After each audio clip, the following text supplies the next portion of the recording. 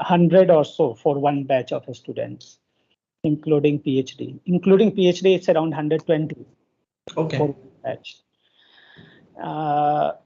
We have 15 faculties here in including all the departments, and recruitments are going on.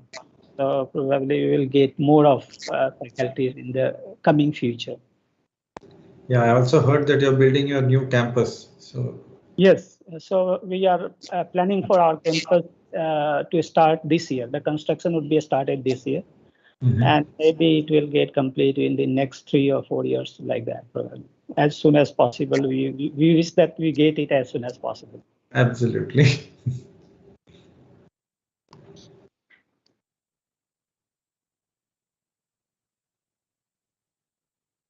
The audience for today's lecture is we have our internal students, faculties, masters, and PhD students. And apart from that, there are students and faculties from outside NIPER also, all across the country, from Jamia Hamdard, from different universities, different NIPERs also, NIPER Hajipur, Mohali, Ahmedabad, Guwahati, like that. Okay. Most of them are online. That's why we see less crowd in the seminar room. Yeah, and I hope that this is one of the last few online sessions that we have, and sooner rather than later we start meeting the normal way. Right, right. I think we can start now. Okay. Okay, so welcome you all to the second session of today's symposium event. In the second half of the day, we have the first speaker, Dr. Jitesh Iyer from Sun Pharma Advanced Research Center. Welcome to you, sir, at Raebareli. I would invite my colleague, Dr. Sapna, to introduce Dr. Jitesh to the audience. Dr. Sapna, please. Thank you, sir. A very warm welcome in post-lunch session. In continuation series of the speaker, I, Dr. Sapna Kushwaha, would like to introduce our next speaker, Dr. Jitesh Iyer. Here is his brief profile. Dr. Jitesh did his MS Pharm from NIPER Mohali and PhD from National Institute of Immunology, New Delhi. He had done executive program in business management from IIM Kolkata. He is an immunologist by training and has co-led discovery program in autoimmunity, inflammation, and oncology. He is experienced in understanding drug mechanism by designing relevant in vitro and ex vivo studies, and is actively involved in target identification and validation. He is an expert in compliance and audit readiness. He is having a vast experience of 15-year research in various companies such as Ranbaxy Laboratories, Daiichi, Advenus Therapeutics, Syngene, and Syngene International Limited. Currently, Dr. Jitesh is Deputy GM in vitro biology team at Drug Discovery Unit in Sun Pharma Advanced Research Company, Vadodara. His abstract of talk would include overcoming translational challenges, Spark cases study. Very warm welcome to you, sir. Our virtual platform is all yours. With these words, I would like to hand over to you. Thank you. Thanks a lot for that very kind welcome, Dr. Sapna. And good afternoon, everyone in the audience, students of NIPER, students of other pharma institutes who have joined in, all the faculty members and delegates. It's my pleasure to be part of this seminar, and I thank Rakesh and the NIPER Raebareli team for doing such a good job in organizing this and giving me the privilege to talk to you guys. So the topic that I'll be talking about today would be not very different from what Dr. Jitendra Satyagiri had spoken about today morning, which is the translational challenges. I'll just try to exemplify that by trying to talk about a couple of real life cases that we had undergone at Spark. Just give me a minute while I figure out how to share my screen.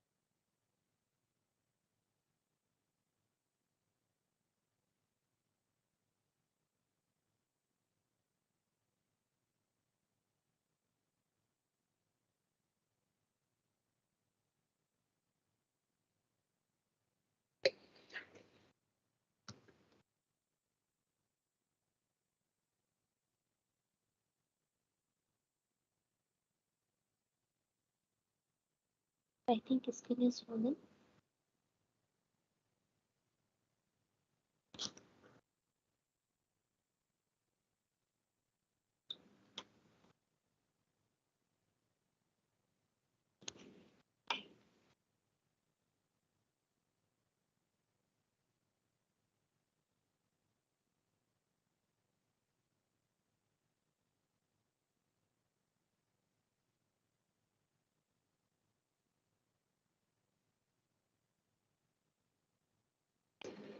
Wait for a few seconds or minutes.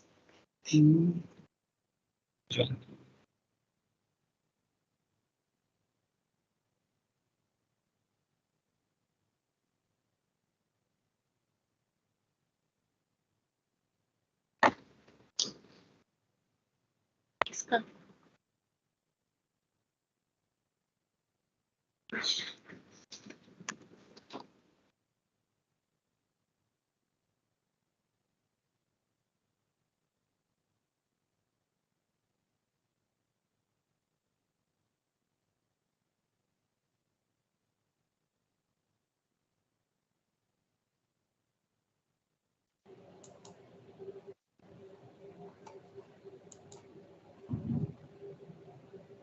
Hello. Can you hear me? Yes, you are audible. Yeah. Okay, great. I'm sorry for this technical glitch. Just give me one more second while I try to figure out how to share the screen. Okay.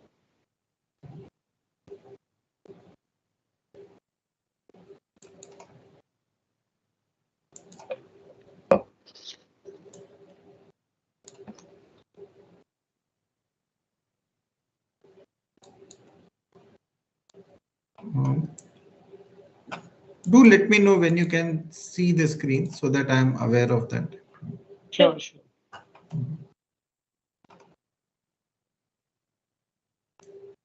yes, we can see see you again. Okay, great.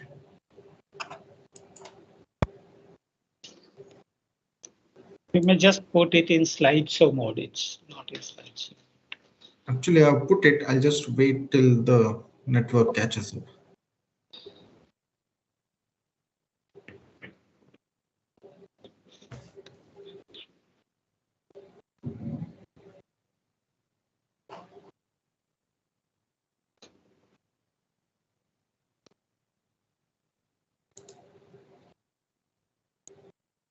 Could you confirm if you can see the screen in slideshow mode? No, sir, still not. Still not there because it's showing up at my end. You can share the entire screen maybe. When you are sharing, you share the entire screen. That's what I'm doing. I mean, I'm sharing the entire screen. Okay, sure.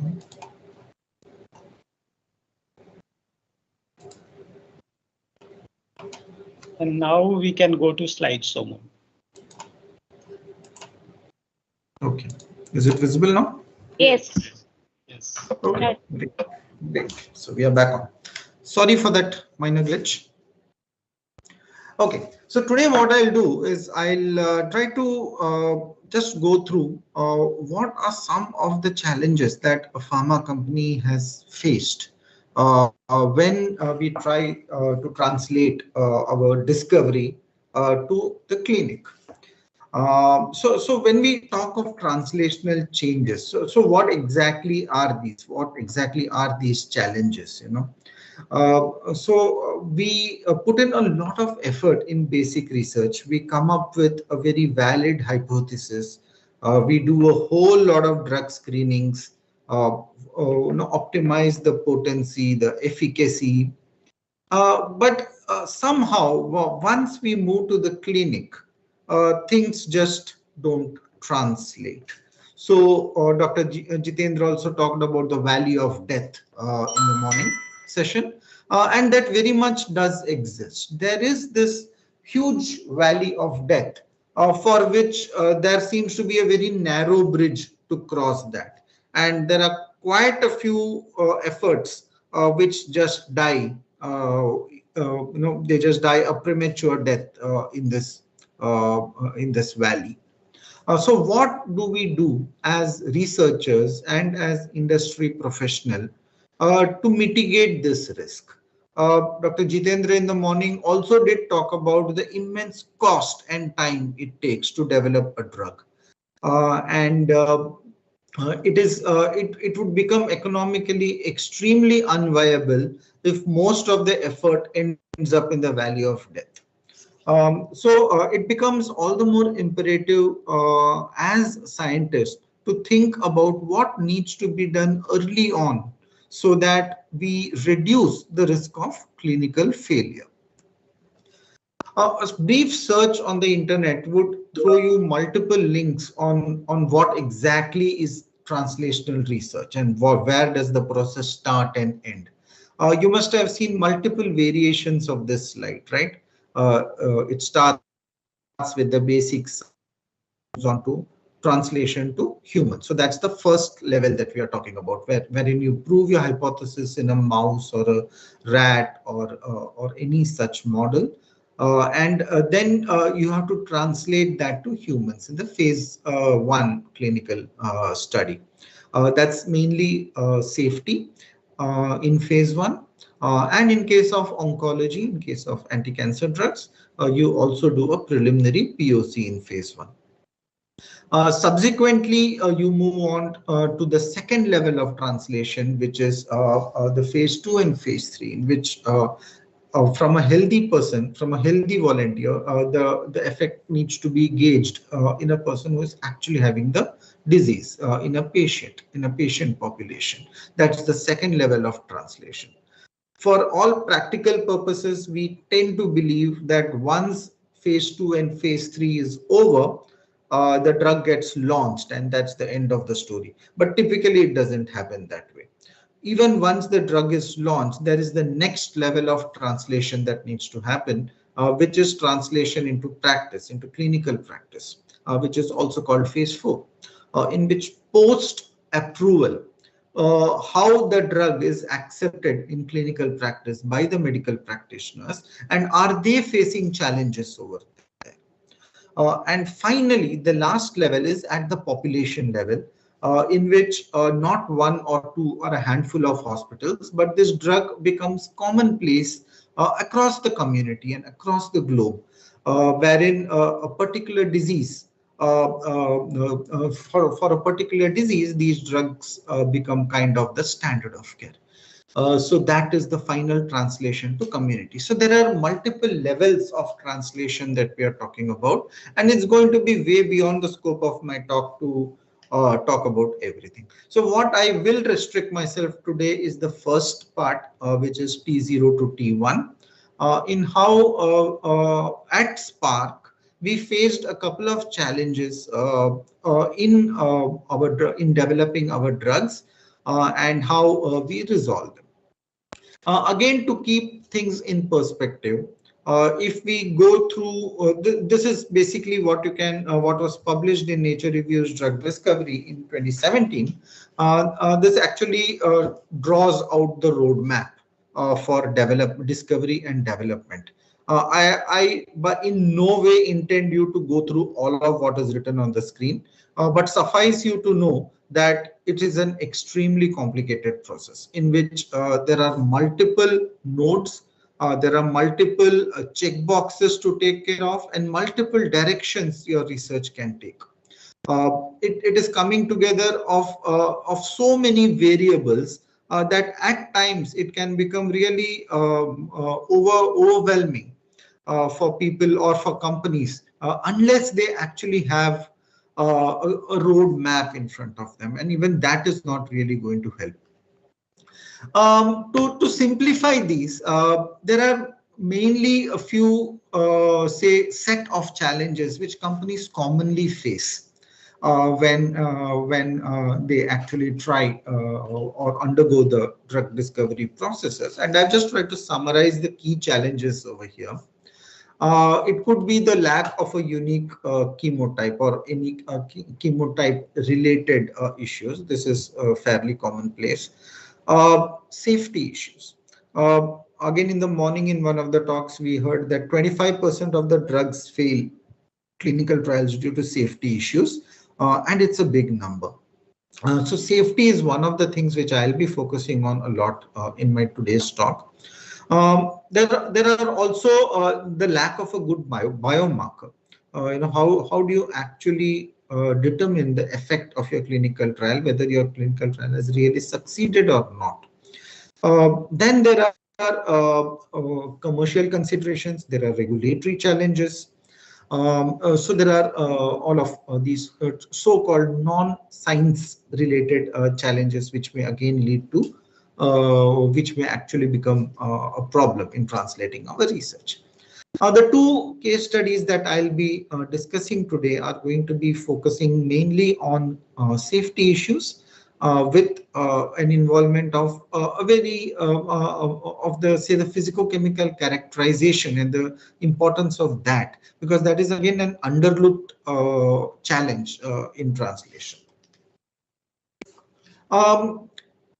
AstraZeneca had recently come out with a roadmap for what is the kind of framework that should be proposed or should be worked upon or adopted by the industry in general.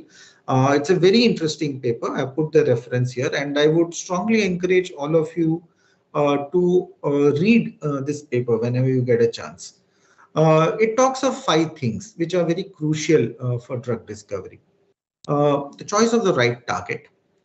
That's very important, because if you don't know the right target, you may not end up getting the right efficacy. The right tissue. You don't want to hit the target at all over the body. If your disease is restricted to a particular tissue, your target should also ideally be restricted over there. Right safety. I cannot emphasize this less. Most people focus on efficacy while designing a drug, but safety is as important, if not more, than efficacy, because if you go through the US FDA guidelines for drug discovery, they really don't care whether your drug is efficacious or not. They have all their guidelines converge around one point, which is safety. Your drug, whatever you launch in clinical trials, should not end up killing the patients. That's all the FDA cares about.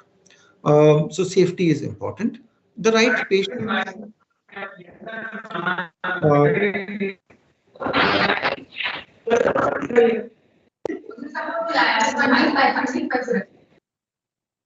Okay, there's some kind of background noise. Yeah, go ahead, sir.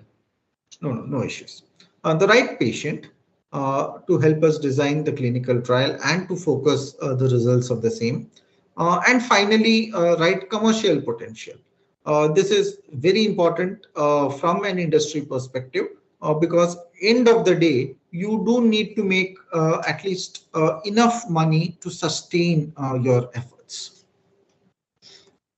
So I'll skip through the details, and I do recommend the students to go through this publication once. It's a very detailed summary of what actually a drug discovery company should be doing like. So yesterday we had this National Safety Week celebration in our company, and I'm sure many other places too have had this celebration. So one of the slogans which our HR put up all over the corridors is this: no safety, no pain; no safety, no pain. In very simple terms, it warns us that a safe behavior and pain are like inversely proportional to each other. For many other industries, it is true, but it is equally true in our endeavor, wherein even if the drug is a little bit less efficacious, it should still be fine. But if the drug is toxic, it's never going to clear your clinical trial hurdles. How do you build in safety while you're doing your preclinical evaluation, right? When we are doing target selection, when we choose which target to build a drug against, we focus mainly on whether the target is specific to the disease or not. That is a given. But many a times we may tend to overlook that the same drug target might have multiple effects. It may also contribute to other pathways. So the non-specificity of a target, that is one of the many reasons which may lead to a future safety concern. Going down the line, we select a lead molecule. We go through the screening process, come up with various scaffolds, and end up with a lead molecule. While doing the lead molecule selection, there are certain established pharmacophores which have some reasonable safety profile, and there are certain others which have some reactive or toxic groups. So we have to make sure that whatever molecule we choose to prioritize to go down the funneling line, we minimize at least the known reactive groups or the known toxic groups on that. There are certain groups which have a propensity to form reactive metabolites, which have a propensity to inhibit human ERG, which is a cardiac channel, which has a major safety liability in drugs. So our design should be focused on minimizing these kind of groups. Further on, when we go towards the lead optimization, we have to make sure that apart from the PK profiles that everybody does, we also have a look at what is the kind of PD profile that the molecule has. PD will tell us whether the drug is actually hitting the molecule as expected, or are there some other outcomes that we are seeing. We have to do kind of a broader test on what are all the different outcomes that at the PD level that we observe. And finally, in the candidate selection stage, good physicochemical characteristics and a high therapeutic index are two key parameters to ensure that we don't face any future problem in this.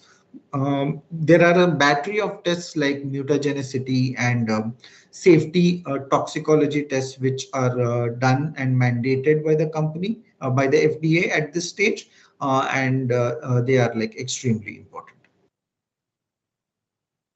I'll just move on to one of the challenges that we faced at Spark. This was done. This work was in the late 2000s.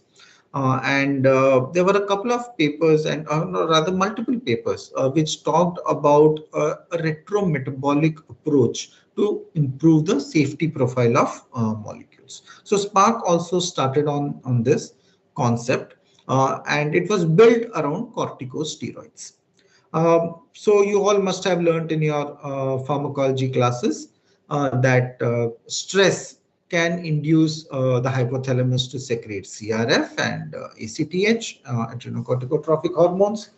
These act on the adrenal gland and secrete the cortisol.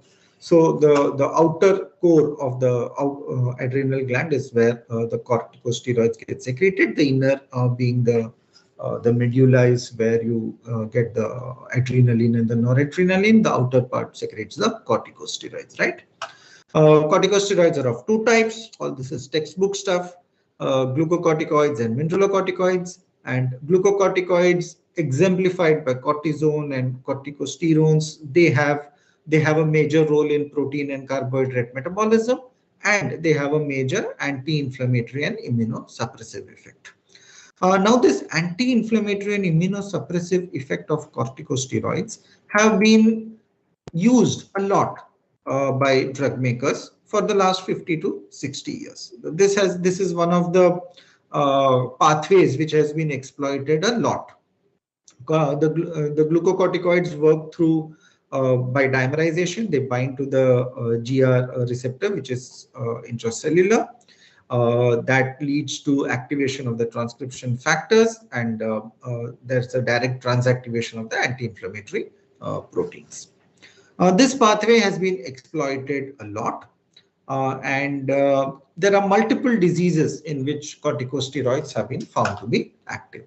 A few being ulcerative colitis, rhinitis, asthma, arthritis, dermatology like psoriasis, even rheumatoid arthritis. So there are multiple indications in which steroids are prescribed. A whole lot of skin conditions. If you go to a dermatologist, one of the first things they'll prescribe is a topical steroid. But what are the drawbacks? There are a lot of side effects also of steroids. Steroids are not the safest of drugs, so to say. Steroids being very broad anti-inflammatories, they suppress the immune system big time. So there is a susceptibility to infections. It reduces bone density. It increases osteoclast activity, due to which there is a propensity to generate osteoporosis. It reduces skin collagen. It increases the propensity for diabetes and diabetes-like syndromes. It increases the chance of Cushing syndrome, and there are many more. So there has always been a quest on how to create a safer version of the steroids. Now, why do people still use steroids even if it is not safe? The answer is efficacy. Steroids act like no other drug does. And we are still, even after so many years, we are always hard pressed to find a alternative in terms of potency for steroid. When you do an animal study and you compare your say a JAK inhibitor or any other anti-inflammatory molecule with a steroid, you'll still find that potency-wise the steroid is still superior. That's why people are still worried about how to utilize steroids, but the challenge is always safety. It started off with the initial endogenous steroids, which were actually low potency and could never become drugs. The first generation steroids, prednisone, methylprednisone, they did increase the potency, but they were still not very safe at all. That led to the generation of the second generation steroids, betamethasone, dexamethasone. These are much more commonly used. They are way more potent and have improved lipophilicity. They have much reduced mineralocorticoid activity. So that kind of increases your safety profile. Later on, the third generation steroids came into play. These were mostly restricted for local use. And you have things like fluticasone and budesonide as examples in this class.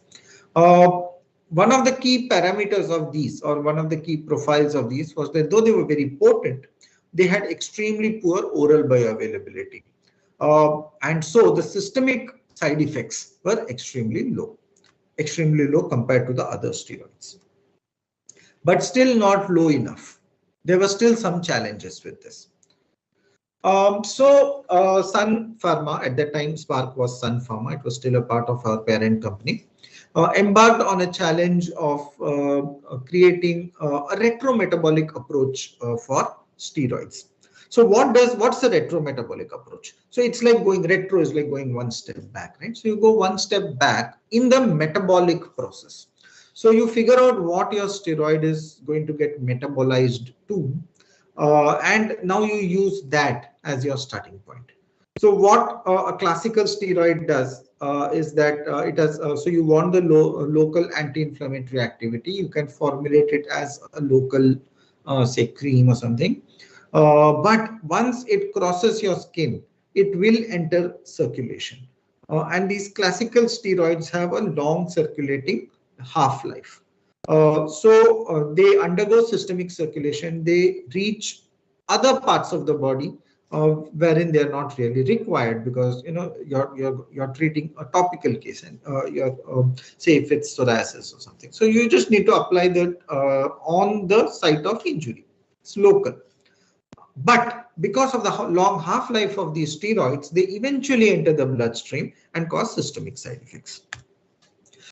So the trick to resolve this is to come up with an inactive metabolite and design a version of the steroid which has much shorter systemic circulation based on the known knowledge about the metabolites of this. So if you design such a molecule, which is a derivative of the steroid, rather a metabolite of the steroid, such an approach has been found to give a much shorter circulating half-life of the steroid. And what Sun proposed was, what if we see if this approach would work to give something like a soft steroid. So many such molecules were made, and we went through the usual rigmarole of screening and assays and all. But to cut a long story short, what eventually happened was when we tested in the allergic rhinitis model of in guinea pigs.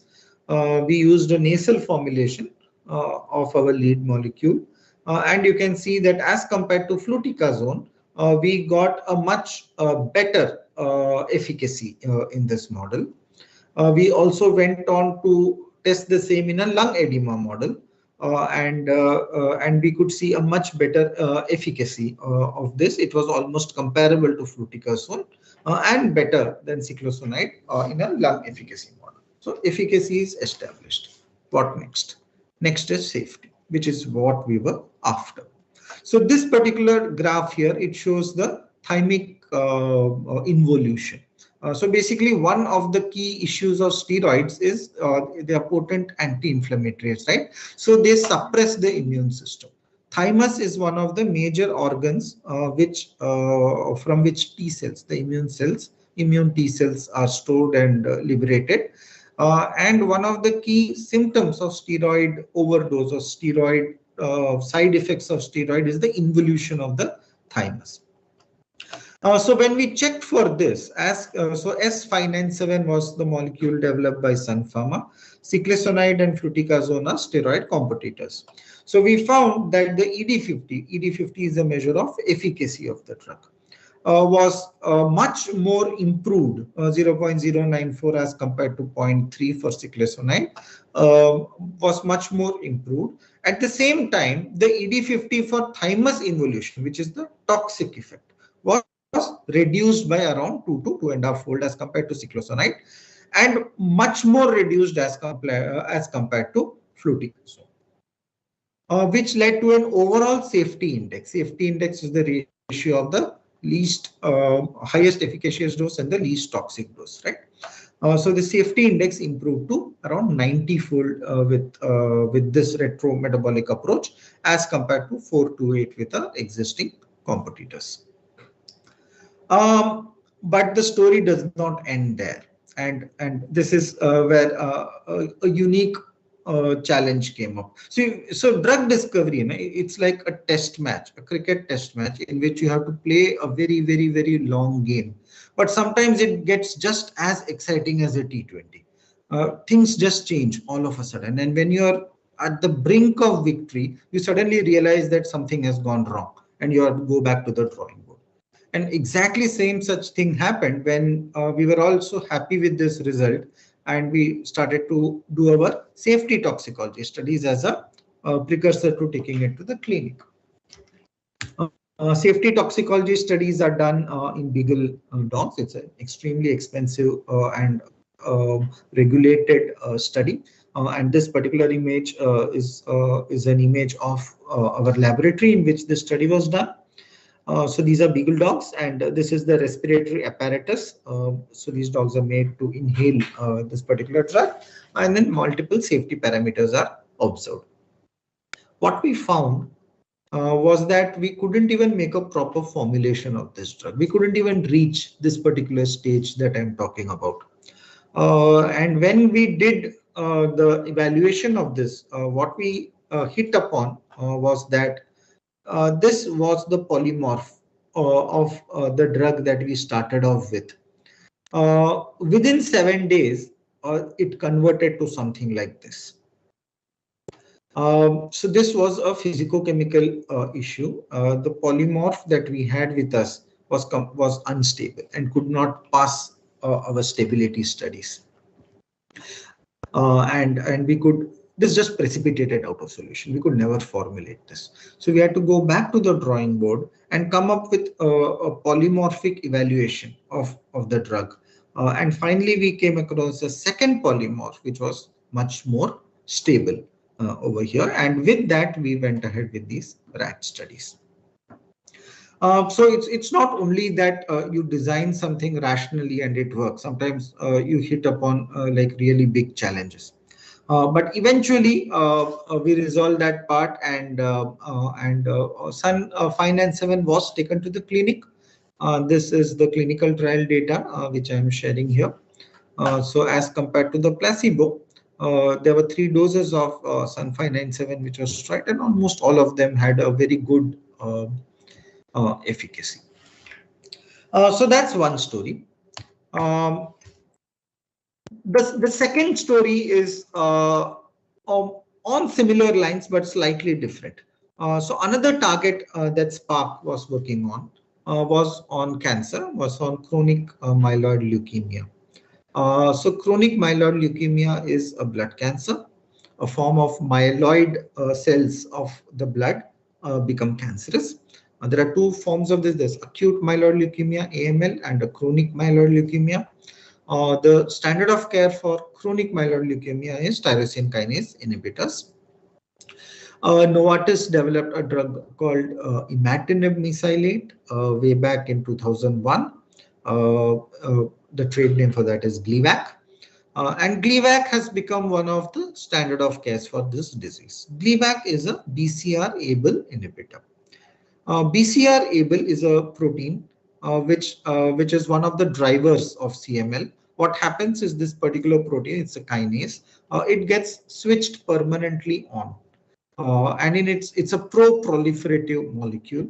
And when its pathway gets switched permanently on, there is aberrant proliferation and migration of these myeloid cells, due to which the leukemia actually happens. So these myeloid cells cannot stop growing because the pro-proliferative pathway is locked in the on position. And Novartis showed that if you could inhibit this molecule called BCR-ABL, there was a very good resolution of the cancer. So imatinib became the first orally active targeted drug for many cancers, and particularly for CML. And very soon it rose to prominence and became the first line therapy for CML. The progression rate, which was the very poor prognosis for CML before that, but progression-free survival rate increased to more than 80%, which was a major achievement. And it was one of the breakthroughs of the year 2000. But very soon bad news set in, and people started developing resistance. So not all patients are the same. Their genetic makeup is different, and eventually what happened, that primary resistance to imatinib started sprouting. And it became a very serious problem in the sense that almost 33% of the patients could never get the kind of response which the initially it was shown. And many patients became totally refractory or totally intolerant to imatinib treatment. In some other patients, there was initial response, but eventually the drug response stopped.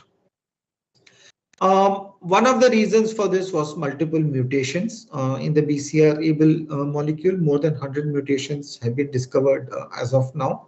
There were substitutions, amino acid substitutions in these mutations. And one of these key mutations, there were actually 7 of these, which has been listed here. These 7 mutations have been reported to be present in most of the cases. 2/3 of the cases have these mutations, and specifically one such mutation, which was a T at 315 getting converted to I, that was very common. That mutation is known as the Gatekeeper mutation, and more than 20%, 1 in 5 people who had imatinib resistance had this particular threonine isoleucine mutation at position 305. A phase of rational drug discovery then started. Both multiple drug companies, Novartis, BMS, everyone jumped into the fray, and then came on the second generation of BCR-ABL tyrosine kinase inhibitors. The examples of which are nilotinib, dasatinib, bosutinib. You must have heard of these names. Dasatinib has a very huge market share even today. The potency of all of these were much superior to imatinib. They were active against different versions of imatinib resistance, but they were still not active against this particular threonine 315 mutation, which was almost 20% of the cases. Apart from that, there was still some safety issues with each of these, and all of them got a black box warning. Like nilotinib got a black box warning on QT prolongation. There was sudden cardiac deaths, sudden death due to cardiac arrest. There was severe myelosuppression with dasatinib. Dasatinib is still a very popular drug. It is still used a lot. But there was QT prolongation which was noticed and severe myelosuppression. And even bosutinib. It was a substrate for PGP. Now, PGP is an efflux transporter. Cancer cells very smartly upregulate certain molecules known as efflux pumps. So these molecules have the uncanny ability to pick out xenobiotics. Xenobiotics is anything that is foreign, as in this case, the drug, and throw it out of the cell. So the cell before it, the drug before it kills the cancer cell throws it out. So this was a major substrate for PGP. And it also caused liver impairment. So there were issues with all of these, and none of them were active against 315. Around the same time, another drug by Ariad Pharma came. This was called a third generation, and this was active against P315, and that was ponatinib. So ponatinib received a very, it was touted as the next big thing in CML and so-called a Gleevec killer. And FDA gave a very early approval for this drug, and it became the darling of the media at that particular time. That finally somebody has come with a true successor of Gleevec, and the problem is resolved. And we have now got a molecule which also cures the T315I. But there was still a major issue with this. So within 2 to 3 years of its launch, the drug got pulled out from the market. And the reason for that was not efficacy. They had shown, the inventors had shown that ponatinib is a very efficacious molecule, and it actually met the real unmet need, which was the T315I, which all its predecessors could not meet. In spite of that, FDA, which had given a very early approval for this, had to go back and ask the makers to suspend marketing and sales of ponatinib. And the reason for that was safety. What was shown was that there was a risk of life-threatening blood clots, severe narrowing of blood vessels, hypertension, hemorrhage. And this was mapped to inhibition of VEGF kinase. VEGF kinase is the vascular endothelial growth factor kinase, and it's one of the key molecules which are responsible for blood vessel physiology, maintaining the normal physiology of blood vessel. This presented a new opportunity in the field, and a new discovery was made. Now, even if you have something which is hitting all the boxes, now they did not check whether it hits VEGF kinase or not, right? So that was the new challenge that the company faced. And it was around about this time that Spark also decided to enter the frame. Spark came up. I'm just skipping through the entire discovery process. I'm just cutting to the chase, and we came up with a molecule called vodobatinib. And when we did this, there was particular attention to the VEGF kinase profile. The challenge here was to maintain everything that imatinib did, everything that ponatinib did in terms of 315I, and also make sure that we do not hit PEGF. So there was a lot of drug discovery efforts that went into with that thought in mind. And eventually, after around 4 years of research, we were successful in bringing on what we now call vodobatinib, which had a potency on all the Abel kinase family, which was similar to ponatinib. It was less hitting the SRC families less. SRC is again a broad kinase family involved in multiple immune cell functions. And it completely spared the VEGF family of proteins. This is the in vitro profile, and here you can see that ponatinib. So whatever is green it's like a kinase which is being hit by ponatinib. And here you can see that vodobatinib hits way fewer kinases. It's got a far better selectivity profile over ponatinib. So what happens if you have a better selectivity profile is that even if your drug ends up all over the body, it's not going to inhibit what it is not supposed to, or what is not driving the disease. It will inhibit only those kinases which are actually contributory to the disease, and not every other kinase which is present in the body. And this particular chart shows the selectivity profile of vodobatinib against all the other competitors, eventually we could show that we have a way better selectivity profile, and that would in theory translate to a way better safety profile. And coming back to our T20. So once we thought that we are there and we have resolved this problem, we hit a new physicochemical challenge here. Vodobatinib was a rock.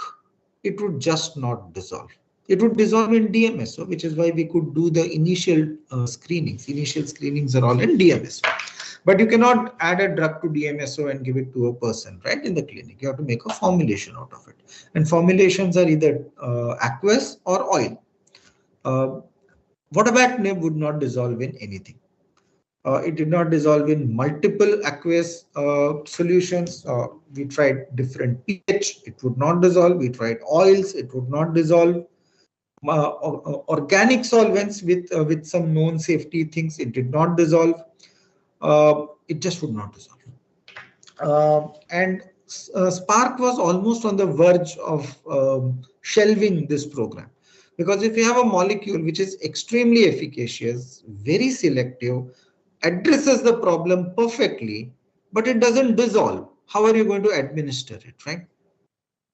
That was when we took the help of a formulation group, and there was a couple of very bright people in our formulation group who came up with the idea of a hot melt extrusion process. So hot melt extrusion basically means that you take a matrix and you mix your drug with the matrix and you heat it. So what happens is that the whole thing melts.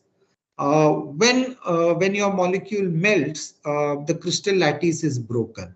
And when you now mix that with this matrix and allow it to cool down, the matrix molecules come in between the drug molecules and ensure that the crystal is not reformed. Now, why does something not dissolve? It's because of the crystal matrix, right? You've got a very tight crystal. It does not ionize or go into solution with the solvent. But if you could bring in something which would disperse it and not allow the crystal to reform, you'll get improved solubility. So that is what we did with this hot melt extrusion thing. Think of it as a powder solution, so to say. It does exactly what happens in a solution, but it's actually a powder. We also tried a nano suspension. That was the initial proof of concept we did. We first made a nano suspension of this. So that actually proved that the nano suspension actually got into solution. So that gave the confidence that it's not something about the molecule.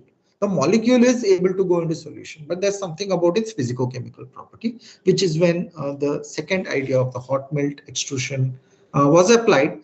And eventually we made a solid solution, so to say, of vodobatinib, the API. And when we did a PK of that, you can see that it almost immediately gets absorbed, and we get very good pharmacokinetic profile of this, as compared to this was the original API, which absolutely did not show the required PK.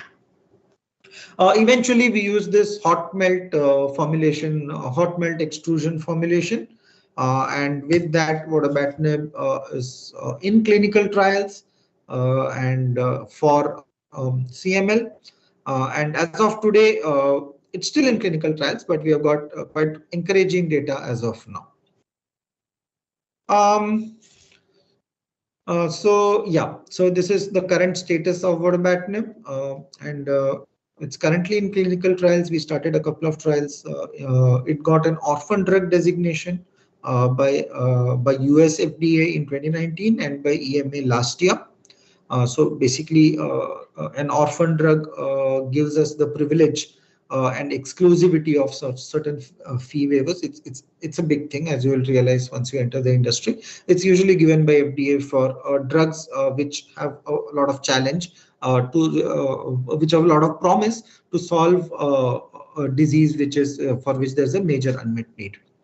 So vodobatinib has also been positioned by Spark as a first-in-class disease-modifying agent for Parkinson's disease. And this is where lateral thinking comes in mind, right? It's the same pathway of BCR-ABL, which gets upregulated in CML, which is a cancer, which is also upregulated in Parkinson's disease, which is a neurodegenerative disease. So we have positioned the same drug also in PD, which is currently undergoing phase 2 trials for PD. So let's fingers crossed how that turns out. We are expecting results next year. Let's see how that goes. So that is what I have with me. I just thought I'll share these two examples. So what are the key learnings here? So I just want to highlight the importance of safety. The entire vodobatinib story is because of safety concerns. There were 4 drugs which were launched before vodobatinib. Companies had a 10-year lead on Spark. Still, Spark could manage to come up with a very safe and efficacious drug. We ran into multiple problems, which was resolved by out-of-the-box thinking. And we did manage to get an orphan drug approval for these molecules. So these are some of the things that as young scientists, all of us should keep in mind. First of all, always focus on safety. It's very important. You can make the most efficacious molecule on the planet. It would even get launched, but it's not going to get sustained. Eventually, people who take the drug have to live. If they die, your drug is dead. Focus on safety. Efficacy is secondary. Safety is primary. And never ever be disappointed that there are other people ahead of you in the race. It's always going to happen. You just need to find out where the unmet need is, and most importantly, think out of the box. And that's something which I'm sure NIPER encourages all of you to do. Myself, I'm a student of NIPER Mohali. That's more than 20 years ago. I have very fond memories of being a NIPER student. And I really thank the ministry people and all the deans of all the NIPERs in India for creating and sustaining such a institute of excellence. And I just hope that more and more pharmacy graduates from NIPER enter the industry and help us resolve all the unresolved problems. I mean, I don't have to tell, there are unlimited unresolved problems in the industry waiting for you guys to come out here and solve them. Open to questions. Okay, most important slide. This is Spark. This is where I work. This is present in Vadodara. So photo of our institute, and these are the people whom I have to thank for this presentation. Dr. Rao, who is the head of drug discovery at Spark, Dr. Talwar, who is the head of in vitro biology, as well as the entire teams involved for Sun 597 and whatever. Open to questions. Thank you so much, sir, for your exciting and engaging talk. I would like to open this session for the questions. Okay, we have received a question from Abdul Rahman. His question is, in terms of safety, what are the parameters should be considered during drug design? Very good question. So when you say drug design, I presume that you mean the initial phase when you've got a scaffold and you want to convert that into your lead molecule. So there are certain scaffolds. So there are 2 approaches to this, and this is a topic of hot debate. At what time should you check for the safety of your scaffold? So one school of thought goes that you develop the scaffold into certain lead candidates and then you screen them. The other school of thought goes that you check or eliminate the scaffold for major safety liabilities upfront. And then you develop only those scaffolds that pass that particular test, which don't have major safety liabilities. There are pros and cons of both approaches. There is no one right way to do, but you should explore what works in your current micro context. But you have to test at some point of time either your scaffold or your derivatives of that scaffold for major safety liabilities. The second thing you have to keep in mind is selectivity profile. Selectivity is again a two-edged sword. You need an optimal level of selectivity. You go too selective, your efficacy will reduce. If you go too broad, you are going to have a lot of side effects. It's like Buddhism, right? You have to walk the middle path. So you have to know your disease pathways to understand what kind of selectivity is required and try to focus on that, the selectivity part. So these are the two things which immediately come to mind. Rule out scaffold level liabilities and make sure that your molecule is adequately selective. Apart from that, there are multiple other parameters which people do. There are a battery of safety tests which form a part of our drug discovery workflow, which we have to do as and when the molecule progresses.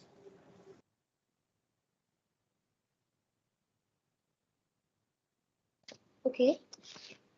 Any more questions, audience? Okay, although Dr. Jitesh has summarized his talk, but I would like to thank to him, means like he actually discussed how Spark overcome the physicochemical challenges, solubility of the bodabetinib by hot melting extrusion formulation. That is very exciting. So means we all now know how drug move from the translational research consortium to the to the safety to the patient safetyness, and you know how we can focus on the key challenges into the translational research. And last but not the least, no safety, no pain, no safety and no pain. This is very beautiful lines in the Spark theme that was floated in your industry. With these words, I would like to thank you so much, Dr. Jitesh. And in consequence to the next series, I would like to invite Dr. Ravinder Kondal for introducing next speaker. Over to you, Dr. Ravinder. Thank you, Dr. Sapna. I hope you all are having a wonderful time and enjoying all these talks by the eminent pharma professionals. Drug discovery is a long and lengthy process and has many bottlenecks. Our earlier speakers has very beautifully explained some of these challenges, ranging from in target identification, validation to inadequacy of the animals, as well as in finding a right biomarker. But still there is one area that is lacking, actually, that is a getting and regulatory approval.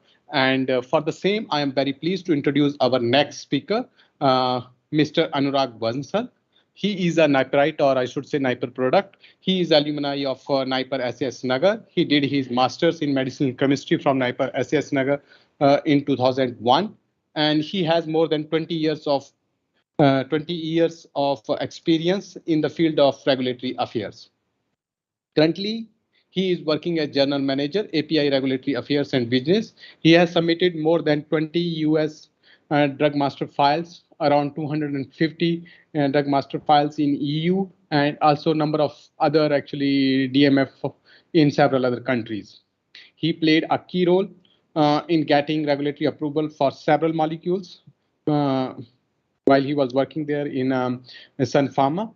His achievements include handling the complete portfolio of Sun Pharma's for sterile PNM molecules and initiating regulatory dossier for drug product intermediate in Sun Pharma. He contributed to the successful completion of various regulatory audits from US FDA, EU, Japan, Korea, Canada, Australia at chemical manufacturing. He received several awards for doing excellent and great work in fermentation facility and handling the portfolio of sterile PNM molecules in US FDA audit. He also mentored more than 40 associates in regulatory affairs or regulatory functions. The title of his talk is actually Regulatory Challenges in Drug Development, where he is going to summarize some of these challenges being faced by the companies or the pharma companies for drug development. So with these words, now I invite actually Dr. Anwar. Over to you, sir. Yeah, thank you. Thank you, Naipa team. Thank you, Dr. Rakesh. So actually, it's really pleasure to have an interaction with our Naiperiads because I also belong to Naiper. As Mr. Jitesh, who just concluded his talk, we are classmates, and it was wonderful to hear talk of Mr. Dr. Jitesh also. So, Dr. Rakesh, right now I am not able to share my screen. So, if you can help me, so that otherwise you can start the presentation from their side. Can we start from here, sir? Can we share from our side? Yeah, you can. You can, please. Is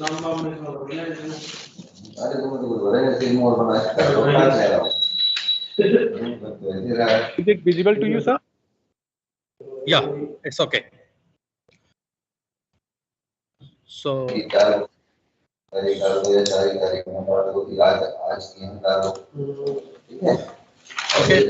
so can I start?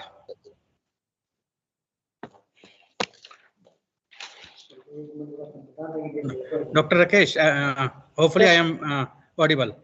You are audible. Just 1 minute. There is a background noise. So I request all the audience to please put off your mic. That creates a lots of disturbance. So please do that and take care of it.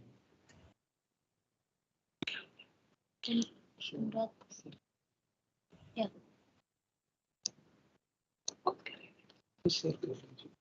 Share. Okay, sir, please go ahead. Okay. With your Thank you, Dr. Rakesh. Thank you. So to go to the next slide, please. Yeah. So what is first of all, what is regulatory? What is meant by regulatory? So yeah, next slide, please. So if we define regulatory department is an important part of any organizational structure of the pharmaceutical companies as on date, because it serves as an interface between the scientific and marketing expectations in getting approvals from the relevant health agency to bring safe, effective, and quality medicines in the market. So, but if we have to do business in any of the country, so we have to get approval from the respective regulatory relevant health agencies. So regulatory functions mainly for the human drugs acts in two parts. One is for the active pharmaceutical ingredient and another is drug formulation part.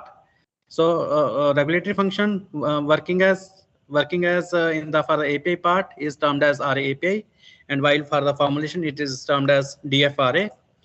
So regulatory affair API RA is mainly dealing with the generic business, and there is proprietary business. First, I will discuss with the generic business.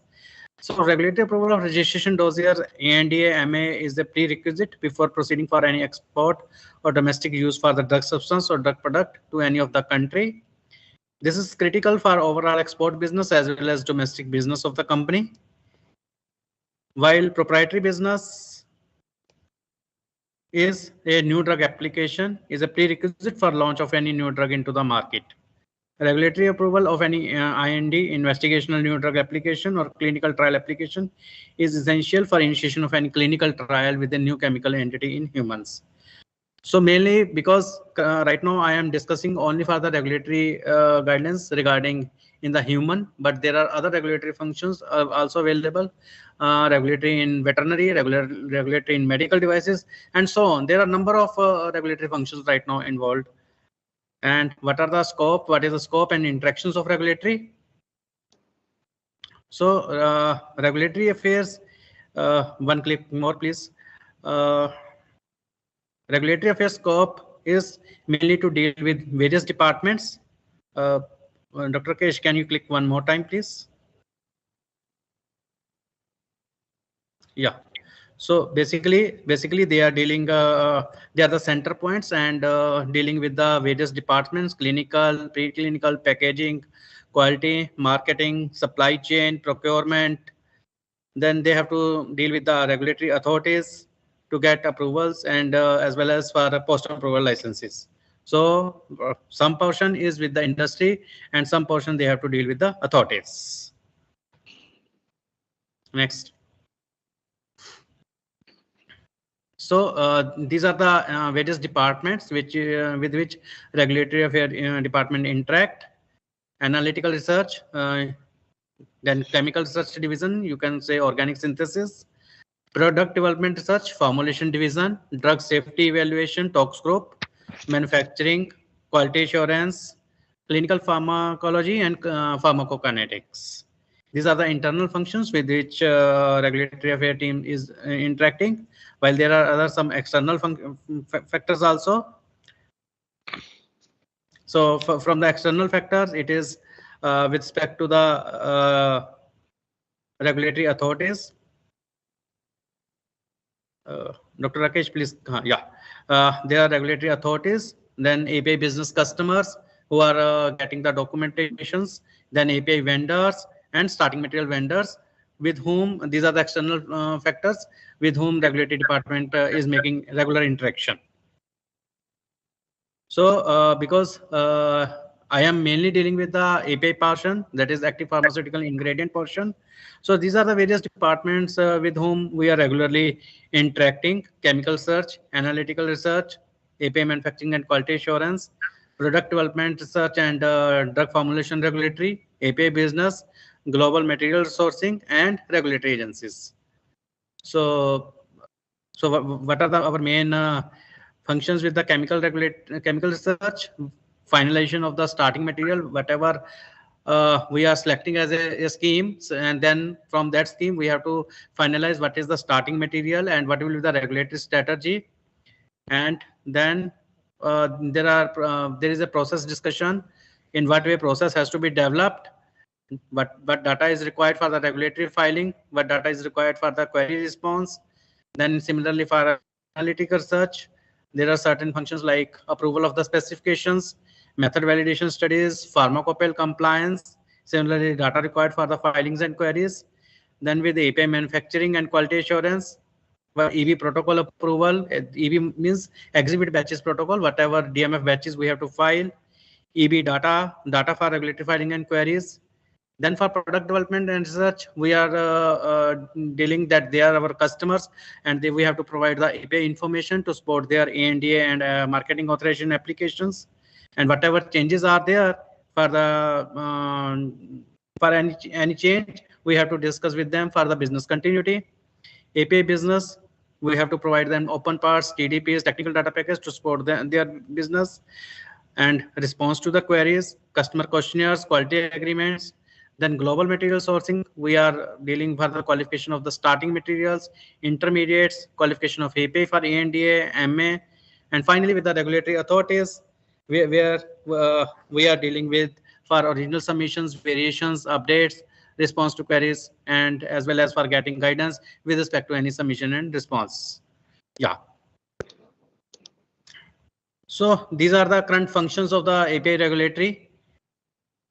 So with respect to functions, so building and maintaining a credible relationship with the regulatory authorities with effective written and verbal communication, submission of the drug master files, maintenance of the life cycle of DMFs by filing various type of document updates, amendments, variations, then handling response to deficiencies, whatever agencies are raising the deficiencies in our regulatory dossiers, regulatory support to API business by providing them the various type of documents. And then we have to provide regulatory guidance and global regulatory strategy to R&D for development and to production for manufacturing robust product, updation of regulatory awareness within the organization, regulatory compliance at the API manufacturing site and contract manufacturing sites, active participation during any GMP audits, interface between different business functions, technical functions, and regulatory agencies.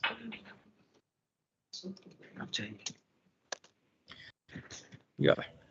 So what is the role of API in the product development?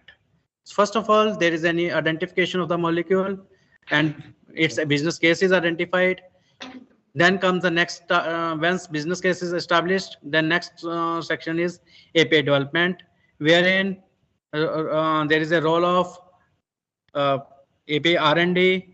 First of all, whatever scheme is selected, there is IP clearance, that is clearance from the patent cell. Then our organic synthesis team is finalizing, optimizing the scheme, analytical searches, doing the analysis for the same. Regulatory is also involved in the development to finalize the strategy, what starting material is to be finalized, and what will be the control strategy, and finally tech transfer. Once tech transfer is done, then scale-up batches are taken, and in the batches, quality assurance, quality control, manufacturing are involved, and finally it is supplied to the customers. Then comes regulatory body, where we have to submit our dossier, facility inspections, and inspection observations, if any, that need to be responded. And during the filing, after filing, there may be certain deficiencies from the agencies, so which need to be responded by the regulatory team. And finally, after deficiency response, we get the final approval of the drug. And once approval is granted, and then post approval, there may be ongoing DMF maintenance. Maybe we have to file certain updates, or we have to go for the life cycle management. So if we see from this slide, API role of API regulatory gets started from very first, that is API development. And once API is development is started, till the API is in the organization, regulatory team gets involved in that API. Any activity with respect to API, regulatory team will get involved. So what are the major submission countries wherein API regulatory submissions are filed directly or through agents? These are the countries like US. Against them, agency's name also mentioned: US, Europe, Canada, Australia, New Zealand, Japan, Malaysia, Singapore, China, Korea, and Brazil. These are the main agencies wherein direct filings are made, while some of the submissions are also made through our agents. Most of these are emerging markets, so for this submissions are made. So what is a submission format? Submission format is ICH Ctd format. Yeah, so what is ICH Ctd format? In most of the countries, regulatory dossiers are filed in the Ctd Common Technical Dossier format. It is an internationally agreed format for the preparation of drug applications intended to be submitted with the regulatory authorities. It was jointly developed by Europe, US, and Japan. This Ctd is organized into the 5 modules. Out of these 5 modules, module 1 is the region specific, while module 2 to 5 are intended to be common for all the regions, and it is derived by the ICH. For US and Euro EDCAM, there is all Ctd sections are presented in the one file. There is no open, no closed part, and quality overall summary is provided along with the one file. And this complete submission is referred as DMF or CEP respectively. For US, it is referred as US DMF, while for any submission for EDQM, it is referred as CEP. In case of Europe, Australia, previous slide, please. In Europe, Australia, Canada, New Zealand, and Japan, the document is divided in 3 parts: open part, closed part, and quality overall summary. And this complete submission is referred as the DMF. Why open and closed part? Because in these cases, applicant also gets involved. Along with the applicant, we have to provide them the open part, and closed part is being filed directly with the agencies. While for the emerging markets, the submission is generally in the form of open part, and there are country specific requirements which are along with the ICH Ctd format. So the document is shared with the customers, and they file it together as one dossier. Yeah. So this is the Ctd triangle, which is divided into the 5 parts. First part is module 1, which is regional specific. Then module 2, which is quality overall summary, and this quality overall summary is basically for the non-clinical, clinical, and quality part. whatever information is presented in module 3, module 4, and module 5, it is being summarized in the form of module 2. Mainly in the generic medicines, module 3 and module 4 is presented. Module 5 is presented if this is a new chemical entity, that is clinical study. Yeah. So as I am mainly dealing with the submissions of the DMF, so these are the main sections which are included in the DMF. It includes the chemistry, manufacturing, and control information for the drug substance. Section 1 is for the general information, which includes nomenclature, structure, general properties, etc. While section 2, manufacture, it includes mainly with the manufacturing site, manufacturing process, starting material information, intermediate information, manufacturing process validation information, development information. Then section 3 is the characterization, which includes how the API has been characterized and what are the impurities included in the drug substance. Then section 4 is the control strategy, what are the specification and test methods, how test methods have been validated, validations of the analytical procedures, then batch analysis, complying to spec, then whatever specification we have described, what is the justification. Similarly, for section 5, this is the reference standard or material, or you can say working standard information, container closure, how you are providing, how you are packaging your drug substance, all information regarding the same. And while section 7 is for the stability, how the stability has been conducted in the simulated container closure system, what is the how much is the retest period, at what condition is it is the stable, all this is described in section 7. So what is a drug master file now? So why what are the reasons to file? A drug master file is a submission to a regulatory authority that may be used to provide detailed information about chemistry, manufacturing, processing, and packaging of the drugs intended for use in human or animals. Because drug master file is filed to maintain confidentiality of the proprietary information, because it deals mainly with the manufacturing process of the API, and this is a very confidential information. We cannot share it with the customers. So hence, drug master file is filed to maintain the confidential property. And this permits the applicant to incorporate the information by reference to a marketing authorization application or investigational drug application or ANDA or prior approval supplement. Basically, one letter of access is issued to the drug product holder, so that they can refer this DMF. Agencies can refer this DMF in connection with this DMF. DMF is previous, please. DMF is also useful to allow multiple applicants to incorporate the information in their application by reference at the same time. One DMF can be referred by number of applicants at the same time. Yeah. So who should file a DMF and what is the approval scenario? There is no legal or regulatory requirements to file a DMF. You can share your information, complete information to the ANDA holder, drug product holder, and they can include complete information of the DMF into their file. But because we have to maintain the confidentiality of the API process, that's why DMF filing is essential. DMF contain information on the chemistry, manufacturing, and controls of a component, that is drug substance or drug excipient. All the information can be part of the drug product application. DMF itself is neither approved nor disapproved. DMF is, because itself there is no review of the DMF unless until it is not associated with any drug product application. There are some exceptions, like in case of some countries, it is independently reviewed, and then once it is approved, then marketing authorization applicant can use that certificate that drug DMF is approved. It is only reviewed in connection with a particular application. DMF is reviewed using same scientific and regulatory criteria based on application under review.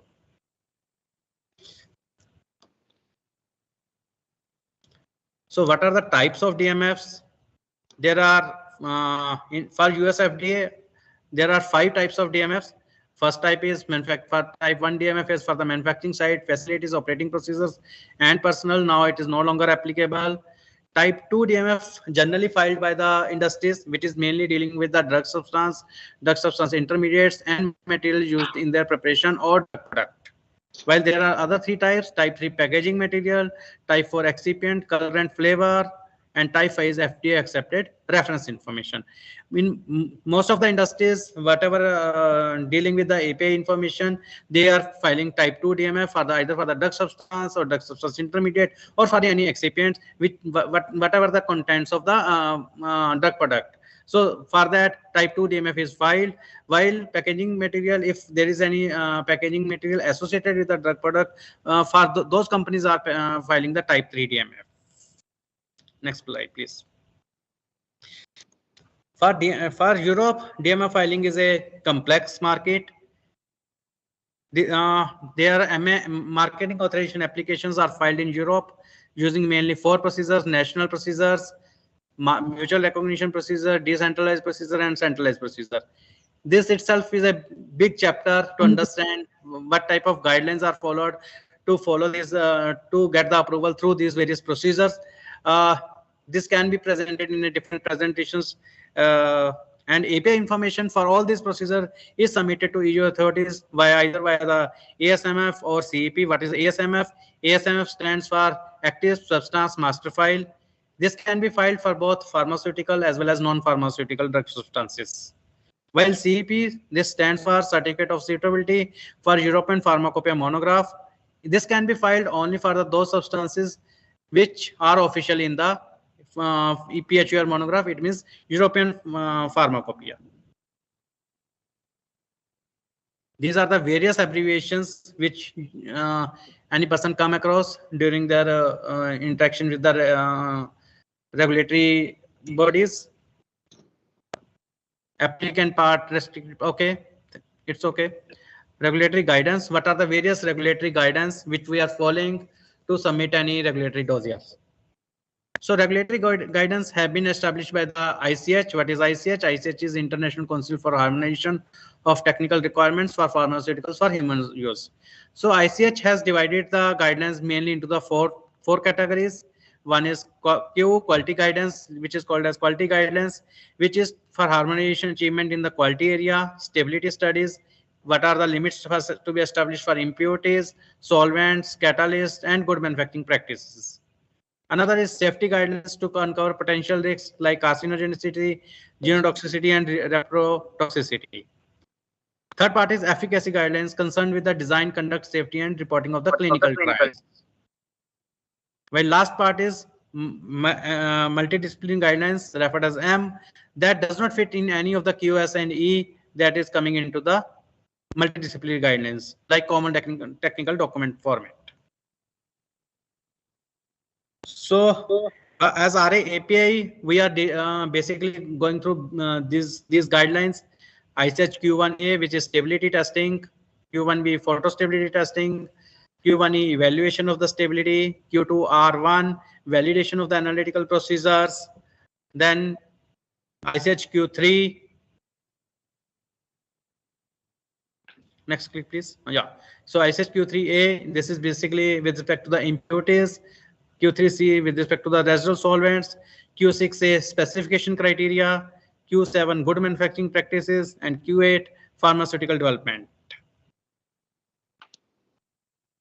Q9 quality risk management. Q10 pharmaceutical quality system. Q11 development and manufacturing of the drug substance. Q12 technical and regulatory considerations for pharmaceutical product lifecycle management. And Q13 is with respect to continuous manufacturing of the drug substance. This is a new concept of continuous manufacturing, which is also called as flow chemistry. Then ICH M4 for common technical document, what I talked about, the Ctd document. M7 for the mutagenic impurities in the pharmaceuticals. M8 now M4, earlier it was paper-based copy, now it is coming as the electronic submissions. So M8 guidance is a new guidance for electronic submissions of the dossiers. Then there are certain country-specific guidance. One mainly from the FDA, US FDA, Health Canada. So these are the logos for the FDA and Health Canada. There are other guidance, EMA, and European agencies, TGA Australia, EDQM, that is European Directorate Quality of Medicines. These are the logos. So these are only some guidance. There are these are some of the country-specific guidelines. There are a number of guidelines, variation guidelines, and everything for which means for every guideline you can have the another presentation. So there is a vast scope of the regulatory. Yeah. So now come the main portion, that is challenges. What are the challenges being faced by regulatory departments during any drug development? So first is the starting material selection. So starting material is an important part for any molecule from where we are developing a drug. So as per ICHQ 11, it should meet this criteria. Whatever guidance has been provided in the ICHQ 11, GMP as per ICHQ 7 begin with the first use of starting material. So once you are starting the drug, so once whatever is selected, you have selected as the starting material. From that point, GMP is must. Secondly, it should be incorporated as significant structure fragment. We can say N-1 is also significant structure fragment, but it is not considered as a significant structure fragment. That does not mean structure proximity to the API. Term applies to the material which contribute to the final molecule of the active substance. So if suppose a molecule is getting formed from 3 or 4 fragments, these 3 or 4 fragments will be considered as the starting material. Justification of a late intermediate as starting material by claiming it as a significant structure fragment is not considered a valid argument, as this can't apply to any intermediate in the manufacturing process. Starting material should be of defined chemical properties, structure which can be appropriately characterized. It should be appropriately characterized. Its IR should be we can do characterization by IR, NMR, mass, UV. So there are a number of characterization techniques which NIPER team is already following for characterizing any compound. So it should be characterized. Starting material should be commercially available. So it should be the commercially available chemical is such a chemical that is sold as a commodity in a pre-existing non-pharmaceutical market. In addition to its proposed use as pharmaceutical starting material, chemical produced by custom synthesis are not considered to be commercially available. Suppose there is a material which is being used only for a particular drug, that cannot be considered as starting material. If the same moiety has multiple uses, then only generally it is can be defined as the starting material. Non-isolated intermediates cannot be considered starting materials. Starting material specification should be appropriately defined to ensure ICH control at the API stage. Availability information of from the starting material vendor is also one of the challenge, because some of the vendors are not ready to share their information with any of the stakeholders. Second challenge is with respect to the polymorphism. So what is the polymorphism? Any API, any molecule which is existing more than in one morph is considered to be exhibiting polymorphism. So during the studies, we generally come across that crystalline polymorph, amorphous polymorphs, and then in crystalline there are a number of form 1, form 2, form A, form B, C, like that. So patent literature concerns, because we have to ensure that whatever patent or literature is describing, if we are following that, we should not be we should be invalidating that patent, and so that no innovator can sue us for that polymorph. Polymorph should be consistent during manufacturing. There should not be any impact of the micronization, because to achieve certain particle size, we have to do the micronization also, but it should not impact the polymorphism. It should remain consistent during the stability. If there is a mixture of the polymorphs, then ratio should be fixed and it should be defined, and each batch should meet this criteria of polymorphism. And it also need to be studied that whether there is any conversion during fabrication of the drug product. There is any conversion of the polymorphism. Similarly, for isomerism, what are the number of possible isomers? Generally, we are calculating based on the formula 2 raised to the power n. If there are 2 chiral centers, then it is 4. Then if there are 5 chiral centers, number of isomers, you can imagine how many got changed. So for each chiral center, you have to define the control strategy, how you have said that this is the only possible isomer as the final API. We have to come across with the appropriate control strategy. We can have that single crystal XRD possible or not possible. In some molecule it is possible, some molecule it is not possible. Then you have to get consistency that during the manufacturing as well as during stability.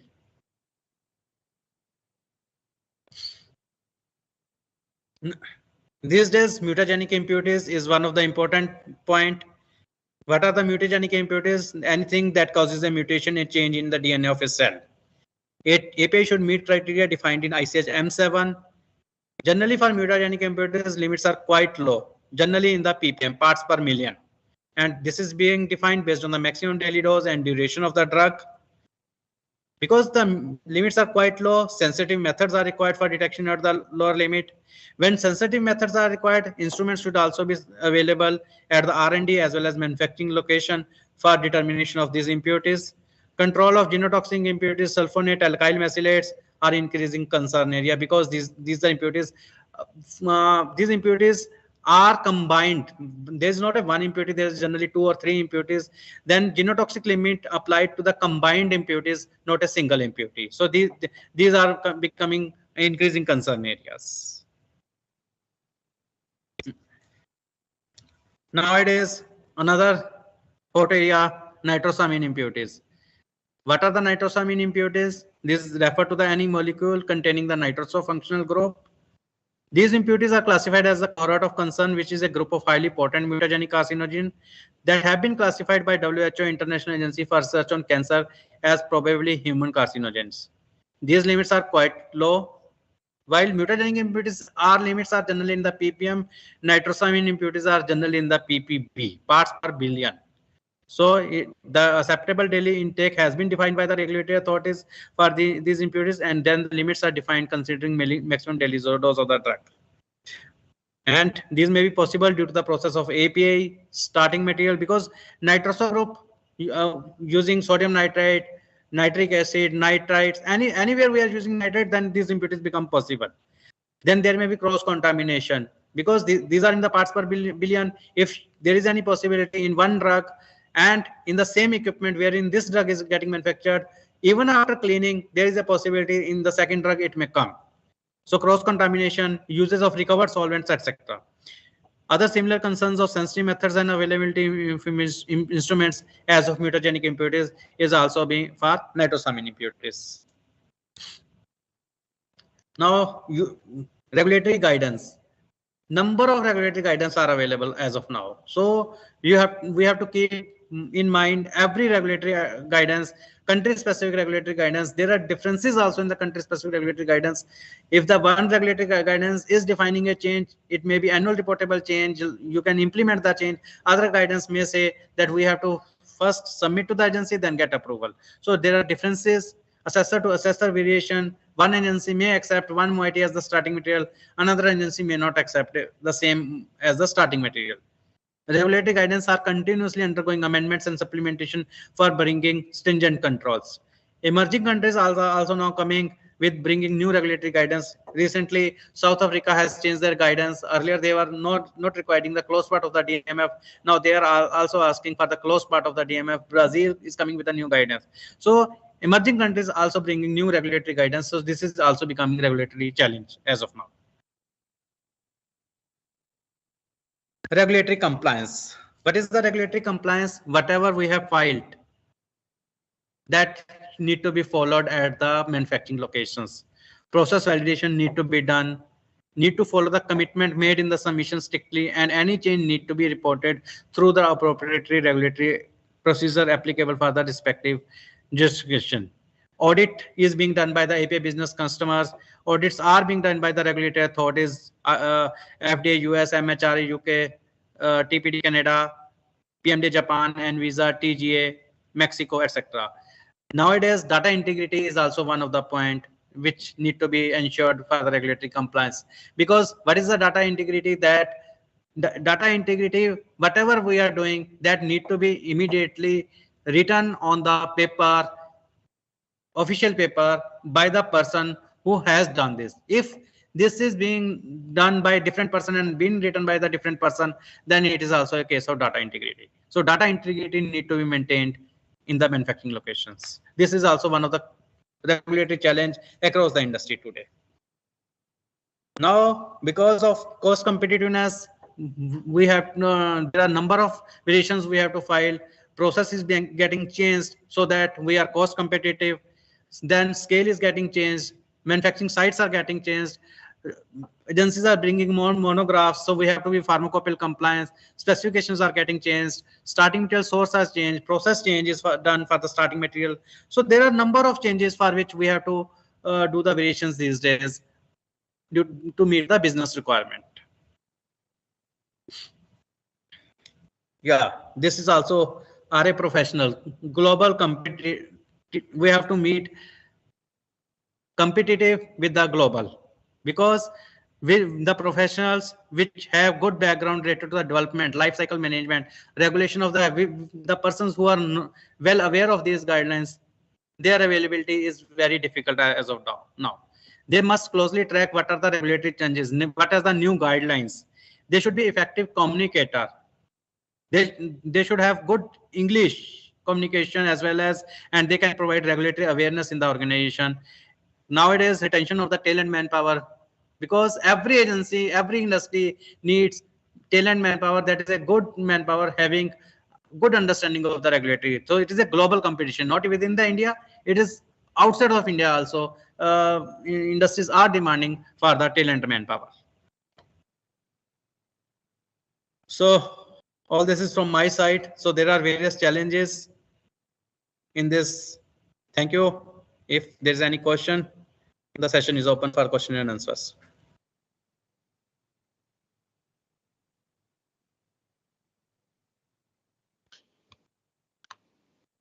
Thank you, Anurag sir, for such a wonderful, insightful and informative talk, giving us an overview of the regulatory affairs, the various challenges that are being faced during the regulatory challenges that are being faced during this drug development.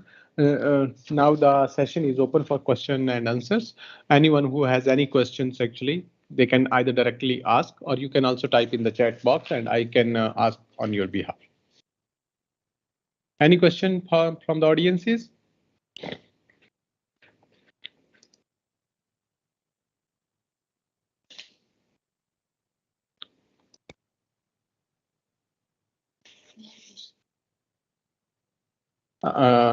Yeah, please. Thank you, Anurag sir. It was like wonderful talk. My question to it is that you had talked about the genotoxic impurities in your last slide. So Right. what are the sources of those alkyl mesylates and sulfonates? Because if for mesylates, generally, if you are using methane sulfonyl chloride in the process, then from methane sulfonyl chloride, if you are using methanol, it. Okay, so means Water. they are made from the solvents, right? They are mainly interacting methane sulfonyl chloride interaction with the lower alcohols. Okay, got it. Similarly, for tosylates also, paratoluene sulfonic acid interaction with the lower alcohols. Okay. And my second question is, what is the scenario of like regulatory challenges in Indian pharmaceutical market? Yeah, in India pharmaceutical also nowadays India is also coming toward the ICH, and they are also bringing guidance to meet the ICH requirement. Although to meet ICH requirement, there will be a concern area with respect to the increasing cost, because once you start developing for the ICH, definitely you have to bring the purifications in the molecules, and which increase the cost of the molecule. So although Indian industry, Indian drug regulatory authorities are also thinking about the ICH criteria still, but there is a vast area which need to be worked for meeting this ICH criteria. Okay, so we are like more closely compliance with ICS, not with FDA, right? No, FDA is follow. What I understand from your question, you are asking for the US FDA, right? Yes, yes. Yes, okay. So you have the US FDA is also asking for the ICH criteria. If you are following ICH criteria, then US FDA criteria is automatically getting fulfilled. I agree. US FDA for submission of a DMF, there is a GDUFA Act, according to which we have to do various submissions. There are certain requirements that have been provided, but that are also in according to the ICH requirement. Okay, thank you so much, sir. Now I got cleared my doubt. Thank you. Yeah, thanks a lot. Thanks to my NIPER fellow, and best of luck for your future. Thank you, sir. Thank you. Now I would like to invite my colleague Dr. Gopal actually to introduce our next speaker. Over to you, Dr. Gopal.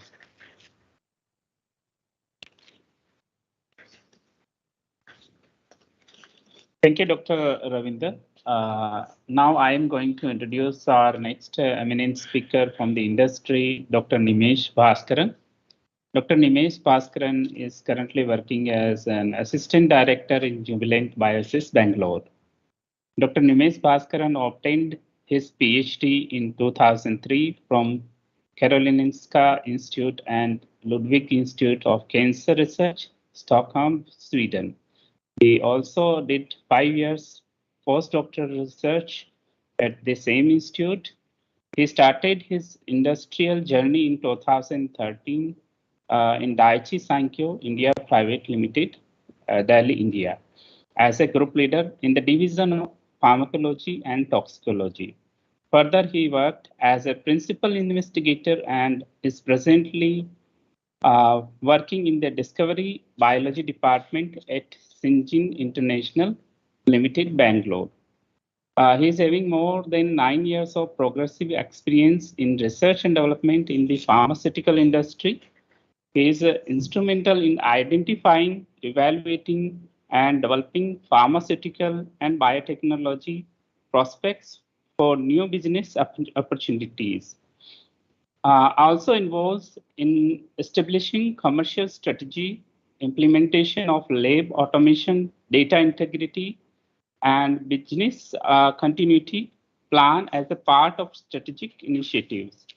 A most important achievement in his credit include as the lead role in an initiative to standardize the human protein microarray technique in collaboration with the Life Technology USA that was designed for biomarker discovery. Dr. Nimesh had been acclaimed with the Team Excellence Award, Syngene International Limited Award in 2019. His title of the talk is E3 ligase biology and their utilization in protein-based drug discovery. With this short introduction, now I would like to invite Dr. Nimesh Bhaskaran to deliver his talk. Over to you, sir. Thank you. Thanks a lot, sir. So am I audible and visible? Yeah, yes, sir. Yeah, thank you. First of all, such an elaborate, it was not a short one, it was a quite elaborate introduction. So thank you for that. And the second thing is, so there was a lot of things in the introduction, and I'm not going to speak about any of those. I'll be speaking about something different, which we have been working on, which I had worked on, and I wish to pursue further as well. So there is a request, because there might be few animations. So I would request, I had already requested Dr. Rakesh to project the slide at your end. So if that is possible. Yes, sir. We received your slide, and now we'll be sharing from our end. Okay, that'll be really great. Thank you, sir. Yeah. Thanks a lot. Yeah. So I'll start with this. So as Doctor suggested, the topic of my presentation is E3 ligases, biology and utilization in PROTAC-based drug discovery. So okay. This is can you see, sir? Sorry?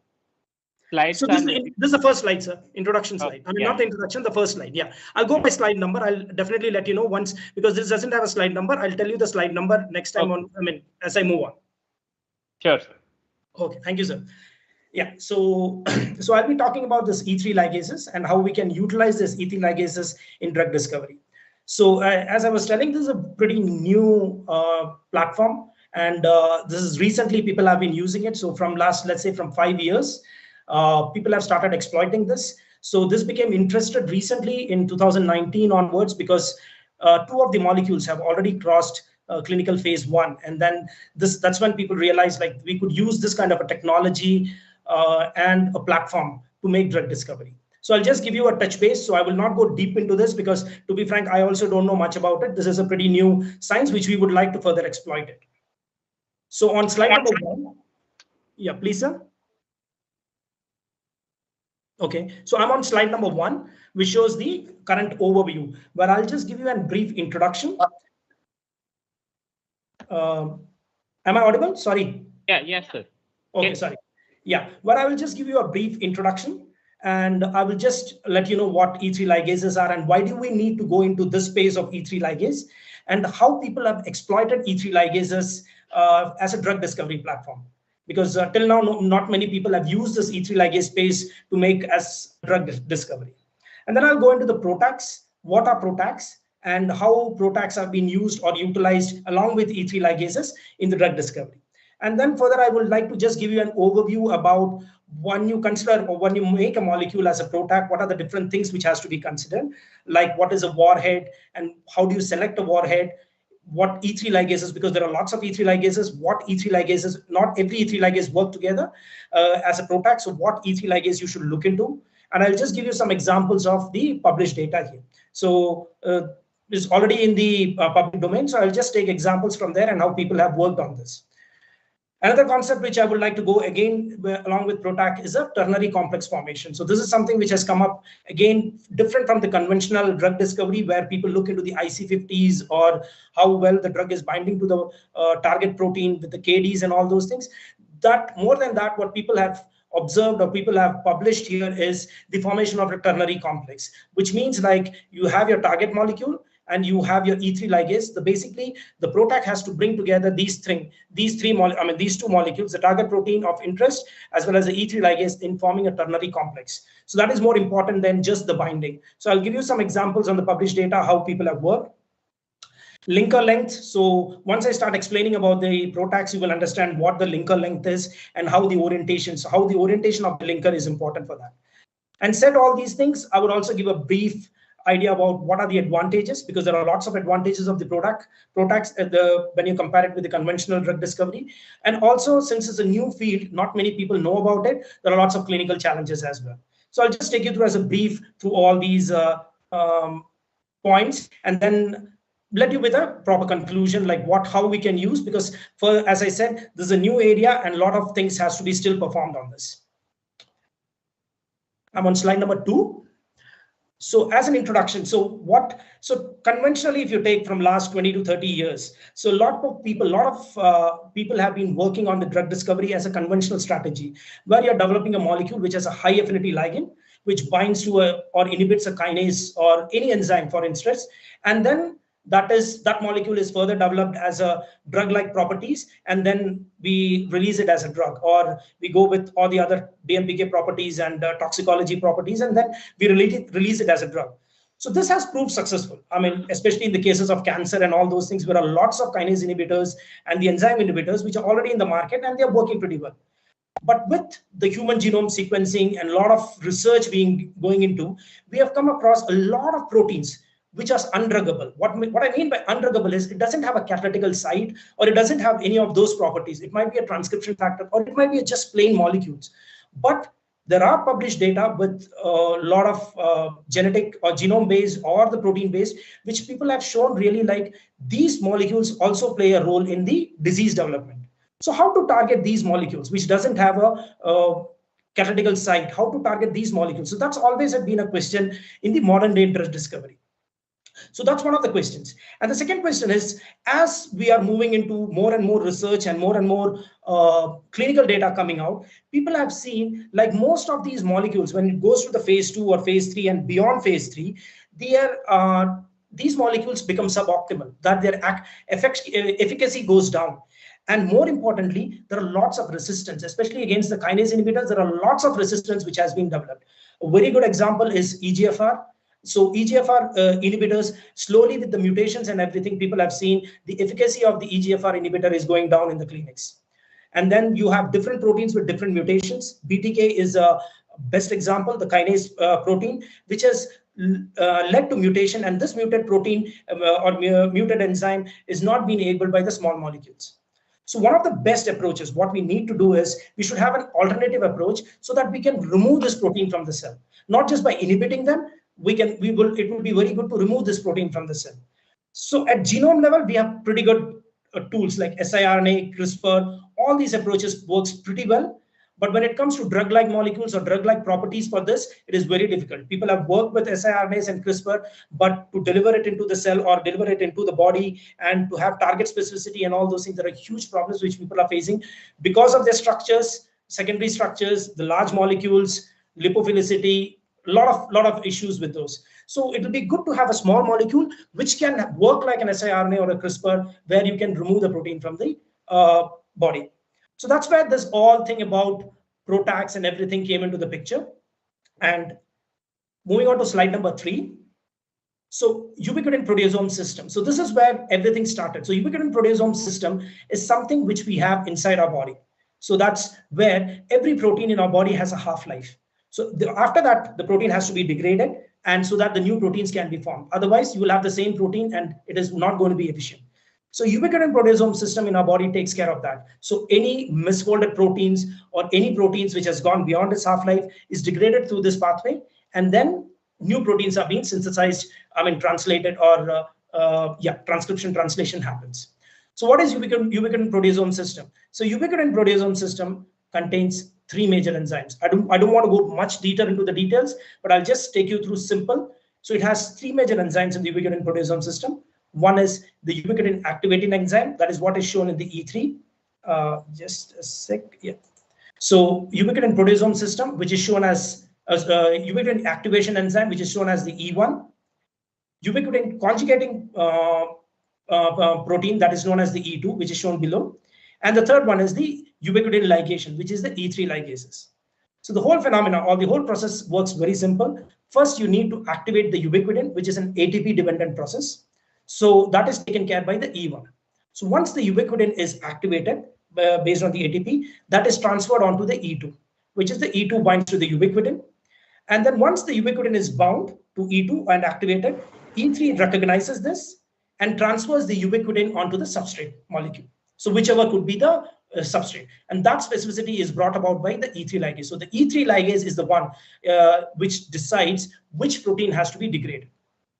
So once the ubiquitin is transferred, it leads to multi-ubiquitination on the substrate. This is a continuous process. And once it is multi-ubiquitinated, this substrate protein is recognized by the 26X proteasome system, which is inside our body. And that leads to that goes and binds to this protein and leads to the degradation of this protein. Well, there are various other mechanisms as well, depending upon the ubiquitination chain, whether they are degraded or not. But to keep it simple, once it is multi-ubiquitinated, these proteins are degraded, and then the degraded molecules are released as small fragments, and the ubiquitin is recycled, which means like the same ubiquitin which was bound to the substrate protein earlier can be recycled so that it can go as a cycle. So one ubiquitin can lead to the degradation of multiple substrates of the same type, depending upon the E3 ligases. So that's how the whole system works in. And so this is a ubiquitin cascade, which I just got it from the web. So what it wanted to show is the specificity of the E3 ligases. So if you take a body, so I'm on slide number 4, sorry. So when you take a body, any human system or anything, there are generally only one E1 ubiquitin ligation, E1 activation enzymes. So that is only one E3 ubiquitin, E1 ubiquitin activating enzymes, couple of 2 to 3 or maximum 6 E2s. But when it comes to the E3, as I was saying, the E3 ligase is the one which gives the substrate specificity. We have 600 of E3 ligases. And if you look at the pyramid, you look at towards the right side, the specificity increases as you go down. So the E3 ligases are the one which gives the specificity of the substrate, which substrate to bind and which one to take it forward. So each E3 ligase, like there are 600 E3 ligases, and each E3 ligase can degrade more than, let's say, 50 to 60 proteins. And that's how the whole system works. We have only one E2, one E1, might be 6 E2s, and more than 600 E3 ligases. And that's how the substrate specificity works. So people have started using this as a, why don't we use E3 ligases as a tool for the drug discovery development? So before I go into the complete details of the PROTACs and everything, I would like to say how the journey began. So it was how people started utilizing the E3 ligases into the drug discovery. And to be frank, it was all a chance factor. People just observed few things, and from there, the ideas came in and things. So it was not planned or something like that. Most of these were chance factor.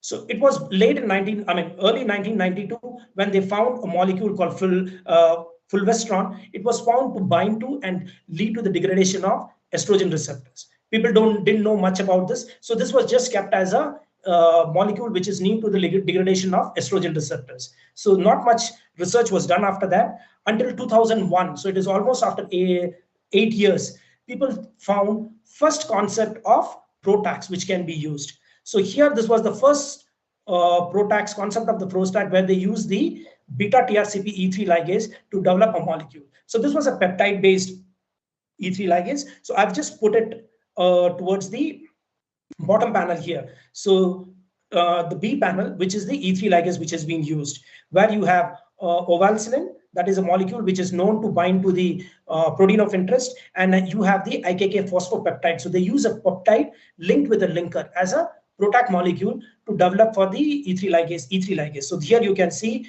it binds, the blue part binds to the beta TRCP, which is the E3 ligase, and the red part binds to the protein of interest. So what it does is the PROTAC molecule, it brings the protein of interest and the beta TRCP in close proximity, which leads to the degradation of the protein of interest. So this is what we've seen. So there are lots of problems with this because we were using a peptide over here. And peptide, as you know, is a large molecule and it has a lot of various other challenges in pharmacological properties or challenges with pharmacological which cannot be developed into the drug.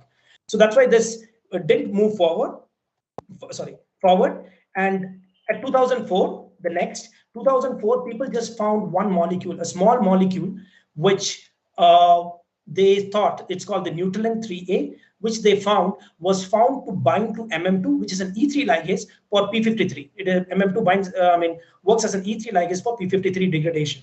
So they just found a small molecule which could bind to MM2 and inhibit the P53 degradation. So this was the first small molecule concept which came into the research field, where they found like, yes, there is a small molecule which binds to an E3 ligase. Similarly, they also found another polypeptide, which is a VHL based. VHL is also a different E3 ligase, which they found like could be used as a PROTAC in the degradation of androgen receptors. So they just in 2004, they found a molecule. In the next one, in 2008, they again used a non-peptide E3 ligase. So they started developing this Nutalin based E3 ligase in the development of androgen receptors. It is still going on, so people didn't know much about it. And there were other E3 ligases which were developed. That's called the snipers. So snipers is basically specific and non-genetic IAP. IAP is another E3 ligase which they developed, dependent protein erasers. So this is the time which people started developing slowly the E3 ligases, and people started becoming interested in this field of research. Next, in 2010, this is a very important discovery where people found an immunomodulator drug. It is called as thalidomide series. It belongs to the thalidomide series, which binds to an CRBN, an E3 ligase called CRBN, which is known to, and this has revolutionized this area of research because a lot of people even now use this series of molecules to make PROTAC-based drug discoveries. Again, in 2011, there were new technologies which came up called the halotag, where they have halotag fused with the proteins and lead to the degradation. But it didn't work much because it is a quite big molecule, so people still are working on that.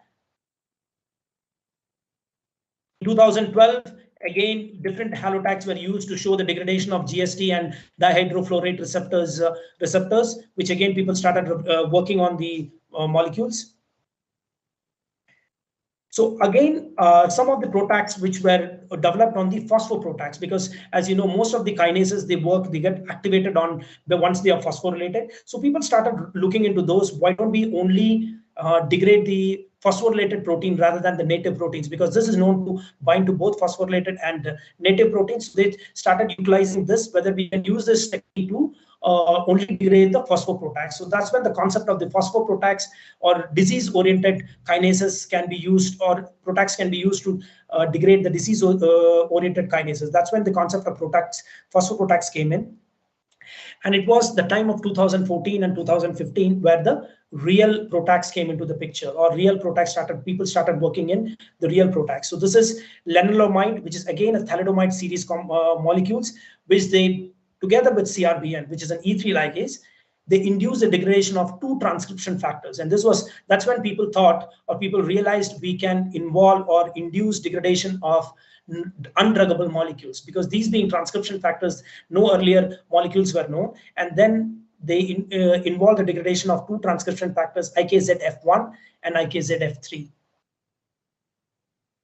Further work came in 2015, where they clearly could show that BRD4, which is a major inhibitor or major molecules involved in the cancer, they clearly could show like one of the inhibitors which is well known in the market, that is the JQ01. They use that along with the CRBN to show like this could be degraded and the protein could be degraded here. And since then, 2019, it's, as I said earlier, this is when people really started becoming interested in this part of research, is basically because ARV, so there's a company known as Arvinas. So ARV 1110 was cleared the phase 1. So there was no toxicity, nothing, and it cleared the phase 1 in 2019, and which was known to degrade the androgen receptors. Now they have another molecule which is already known to degrade the estrogen receptors. So these two molecules are already cleared. I think there's already in phase 2. And so that's when a lot of big companies became interested. And so there are huge multi-billion money which has been involved in this, and a lot of big pharmas like AstraZeneca, Boehringer Ingelheim, Pfizer, they are doing a lot of research in this field. So this is just to show as a publication. So how publication time, or what with the time, how the publication and interest in the PROTAC research has been. So as I said, till 2015, it was slowly going up. But by 2017 and 2019, there was an exponential increase in the research, or the people involved in this research, including the big pharmas, where people got really interested. So, and this has been really a top molecule, or top area of research these days, because people have been really looking into how we can degrade the protein of interest for the disease molecule rather than just inhibiting them. So I'll just walk you through in my next slides. I just walk you through how people have utilized this and what are the really PROTACs and how people have used this E3 ligase phase for developing as a drug-like molecule. So just to start with PROTACs. So PROTACs is nothing but it's called the proteolysis targeting chimera. It's together brings us PROTAC. So if I'm on slide number 7, sorry to let you know, I'm on slide number 7. So if so there is a blue color box which shows a PROTAC. So there is a cartoon there, and there is a small blue color box where I've just put a PROTAC molecule over here. So how does it look like? So PROTAC has three sites. One is a protein ligand, which binds to the protein of your interest, that is a target protein. And another one, which is the orange one, which is an E3 ligase binding domain. So that binds to the E3 ligase of your interest. And then you have a linker region, which is connecting these two. So this is the basic structure of a PROTAC. In a simplified form, because there are lots of signs and a lot of things. People are still discovering new things every day. So what basically the PROTAC does is it goes, and once it is there in proximity of your target protein and E3 ligase, with the protein ligand domain, it binds to the target protein, and with the E3 ligase domain, it binds to the E3 ligase. So once it is bound to both the target protein and the E3 ligase, it just have to bring these two molecules, that is the target protein and the E3 ligase in the close proximity. That is what we call as a ternary complex formation, which is written below here. It is formed as a ternary complex formation. So once this is formed, and it's quite important to form this ternary complex formation. So once this is formed, the E3 ligase recognizes the target protein, and it leads to the transfer of the ubiquitin, which is there inside our body. So we are not using anything extra. We are using the same mechanism what is there in your body. So E3 ligase is also there in your body, target protein, and the ubiquitin is also there in your body. So we utilize the mechanism there and transfer the ubiquitin over the target protein. And once this target protein is multi-ubiquitinated, it leads to a degradation of the protein. And the best thing is, like ubiquitin, the same PROTAC molecule can be recycled, and it leads to the degradation of other target proteins. Other molecules of the same target protein. Let me be specific. It is not different target proteins, but it is the same target protein, but the other molecules it can do. So one molecule can lead to the degradation of multiple same target molecules. And that is very important, because it works in, if you put it in the pharmacological way, it works in substoichiometric level. So a lower nanomolar potency is enough for a PROTAC to really work. You don't have to really go in micromolar, which is seen due to most of the resistance comes because the molecule has to be in your body for a longer time at a higher concentration. But in this case, the molecules have to be in a sub-nanomolar potency or sub-nanomolar concentration, so it can work as it can do its work efficiently. Moving on to slide number 8. So here, I just wanted to explain how the PROTAC looks like in a 3D structure. So there is a cartoon over here, or a 3D structure, where you have a target molecule and you have the E3 ubiquitinase ligase towards the towards the right hand side, sorry. And So it has, and in the middle you have the PROTAC molecule. So it has three parts: the protein ligand domain, which is specific to the target protein, that is the protein of your interest, and you have the E3 ligase, that is the ligand which binds to the E3 ligand. So this specifically recruits the E3 ligase, and then you have the linker region. The linker region is the one which connects the protein ligand as well as the E3 ligase together. And it's very important, the length of the linker region. I'll just touch base upon in my coming slides. How does it work? The length and the orientation of the linker is pretty important as well. So what overall as a PROTAC, what you need is a affinity. You don't need to bind to your target molecules very strong. Like I said, in the conventional molecules inhibitors, where you need to have a very good efficacy or efficiency or potency to bind to the target molecules. Here people have already shown and observed like PROTAC doesn't need to bind to your target molecule very strong. And even with this light binding, it gives a pretty good selectivity as well for the target molecules. So the main important concept is what I said is the formation of the ternary complex in this.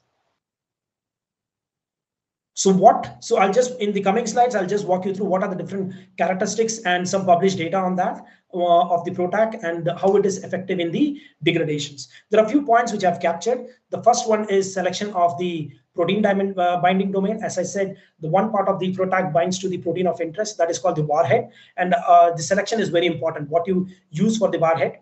And the E3 ligase, the other E3 ligase, which has to be, so you cannot use a random E3 ligase, and people have seen like not all E3 ligase work for all the proteins. You have to make sure you're using the right. That could be because of the compartmentalization, how the availability of E3 ligase as well.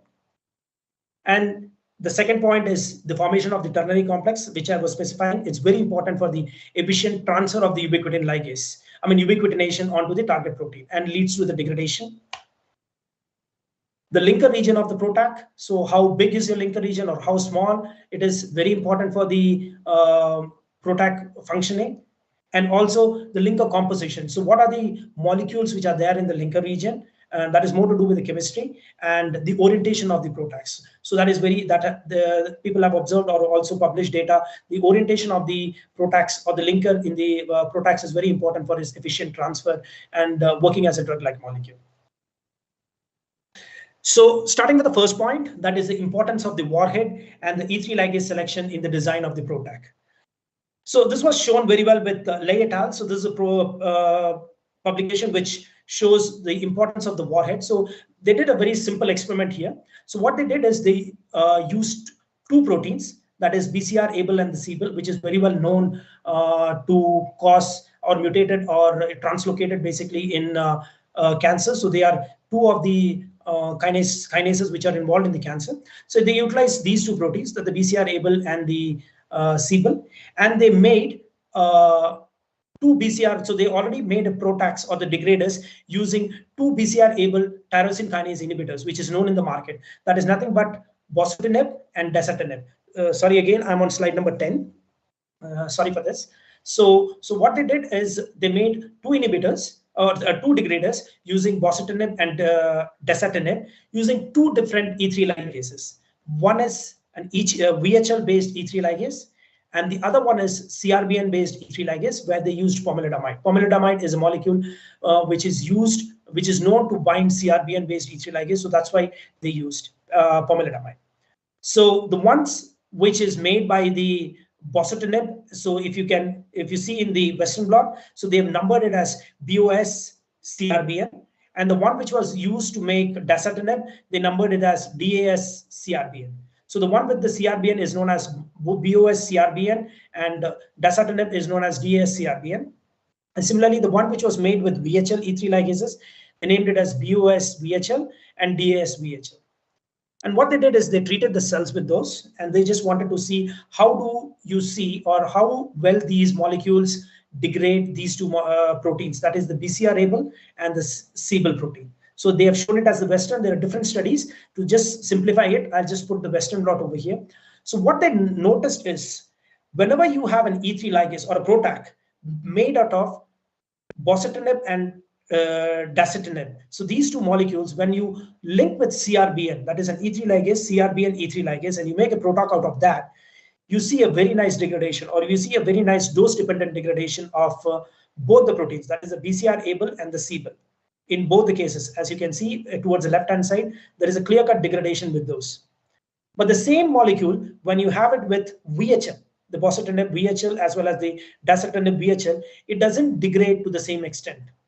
From this, they concluded like, yes, the choice of your E3 ligase is very important. Which one would you like to take it further as a PROTAC? So that's what they concluded from this, like which E3 ligase you would like to take as a choice is very important in the development of the PROTACs. Another important, this one which they show is whenever you use bosutinib as a VHL based PROTACs, you're not able to degrade CBL, especially CBL protein is not able to degrade as you can do with the CRPL. So these are the two observations they clearly show, or they clearly saw, like the choice of the E3 ligase which you use to make a developed drug molecule is very important in the development of the PROTAC. And also what you use, either you use it as a bosutinib or dasatinib, because dasatinib here towards the right hand side, you can see at the lower panel, it was able to degrade, whereas the bosutinib along with the VHL, but bosutinib was not able to degrade with the VHL. So these two observations, they clearly made like the choice of the E3 ligase and the warhead is very important when you design a PROTAC. So researchers or most of the pharmaceutical people or in the research, what they do is once you start making the PROTACs, you try to make it with different E3 ligases and different target binding molecules so that you can come up with the best one. So that's how the research has been carried out in most of the pharmaceutical companies. The second one is with the point which I was really focusing on is the formation of ternary complex. And this is published in the paper called Bondison, and where, so they here what they did is they used, so I'm on slide number 11, sorry. So where they used a promiscuous inhibitor, a promiscuous kinase inhibitor that is known as fortinib. So what they did a binding studies with 133 kinases, and that is towards the right hand side on the top panel. They've shown a binding pattern or the kinome binding pattern and the A panel where you can see the red dots over there. Those are the bindings. So in the kinome panel, this fortinib is known to bind to 133 different kinases with lots of potencies, various potencies. And when they made this fortinib into a PROTAC, and they treated, so they made a VHL based PROTAC of this fortinib and they treated MDA. So this was done in an MDA MB231 cells, and they did a tandem mass spectrometry just to understand how many proteins are all these 133 kinases getting degraded by this. So to their surprise, what they found is only lesser than 10 kinases were getting degraded. Not all, even though it binds to 133 kinases, but not all of them were able to getting degraded. So that's raised to a question like, why only 10 of them, even though it binds very specifically to this, only 10 of them is getting degraded, which they did further analysis.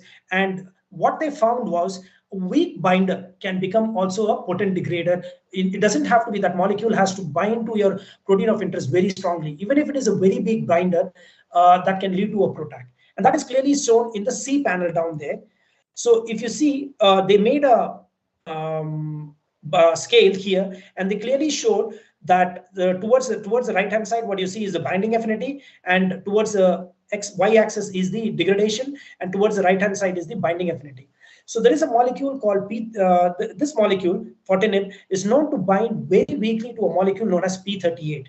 But when you look at the degradation, it is able to degrade it. So that's raised the question, like, even though it binds very weakly to P38 alpha, how come it is able to degrade? So what they did, they found the binding affinity, which was found to be 11 micromolar. That's pretty high from the pharmaceutical, perspective, to have a molecule with 11 micromolar, a kinase inhibitor with 11 micromolar potency. But when they developed this into a PROTAC, they could clearly see a DC50. DC50 is nothing but degradation constant, and they were able to see like it is much lower, that is 210 nanomolar, which is much lower than that of the 11 micromolar. And these are the Western blots which they did, and they've done other studies as well, which clearly indicates like it is not the binding affinity, it is the ternary complex formation, which is important for the development of the PROTACs. So here they have shown on the top panel here, P38 alpha, where they have shown the degradation through Western blots, and also through pull down studies, they were able to show like this molecule, the PROTAC, which is made through fortinib, is able to bind and pull down the P38 alpha. So if there are any questions, please, I would request you to stop me in between and you can ask me, because I might be going very fast, so you can slow me down as well.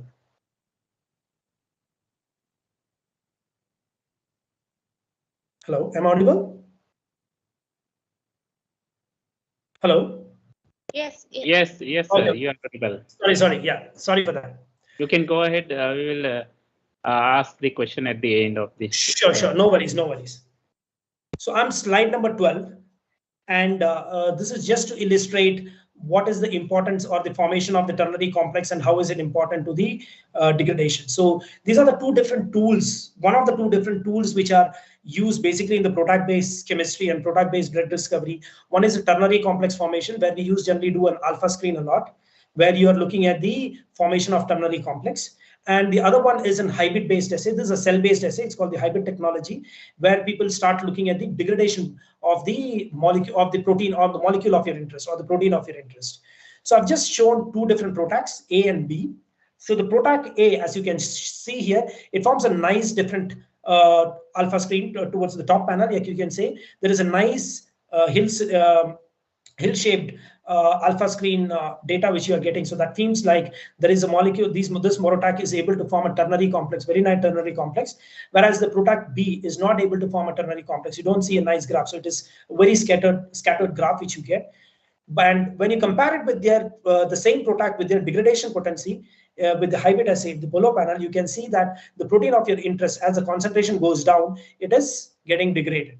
Whereas in the other PROTAC, which is the PROTAC B, you see a flat line that it is not able to degrade the protein of interest. So this is another example just to show like the formation of ternary complex is very important in the molecule, in the making of the molecule or the PROTACs.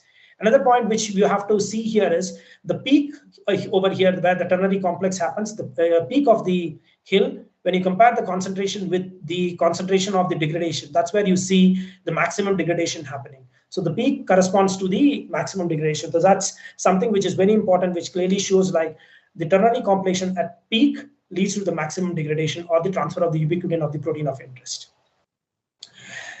So then I would like to move to the next topic, which is the choice of the linker or the design of the linker. So in this study, what they did is they again made a PROTAC for BTK molecules. So this is using a known BTK inhibitor, that is ibrutinib, and they used a CRBN molecule, which is the pomalidomide. So they made a PROTAC out of this. And what they did here is they changed the linker region.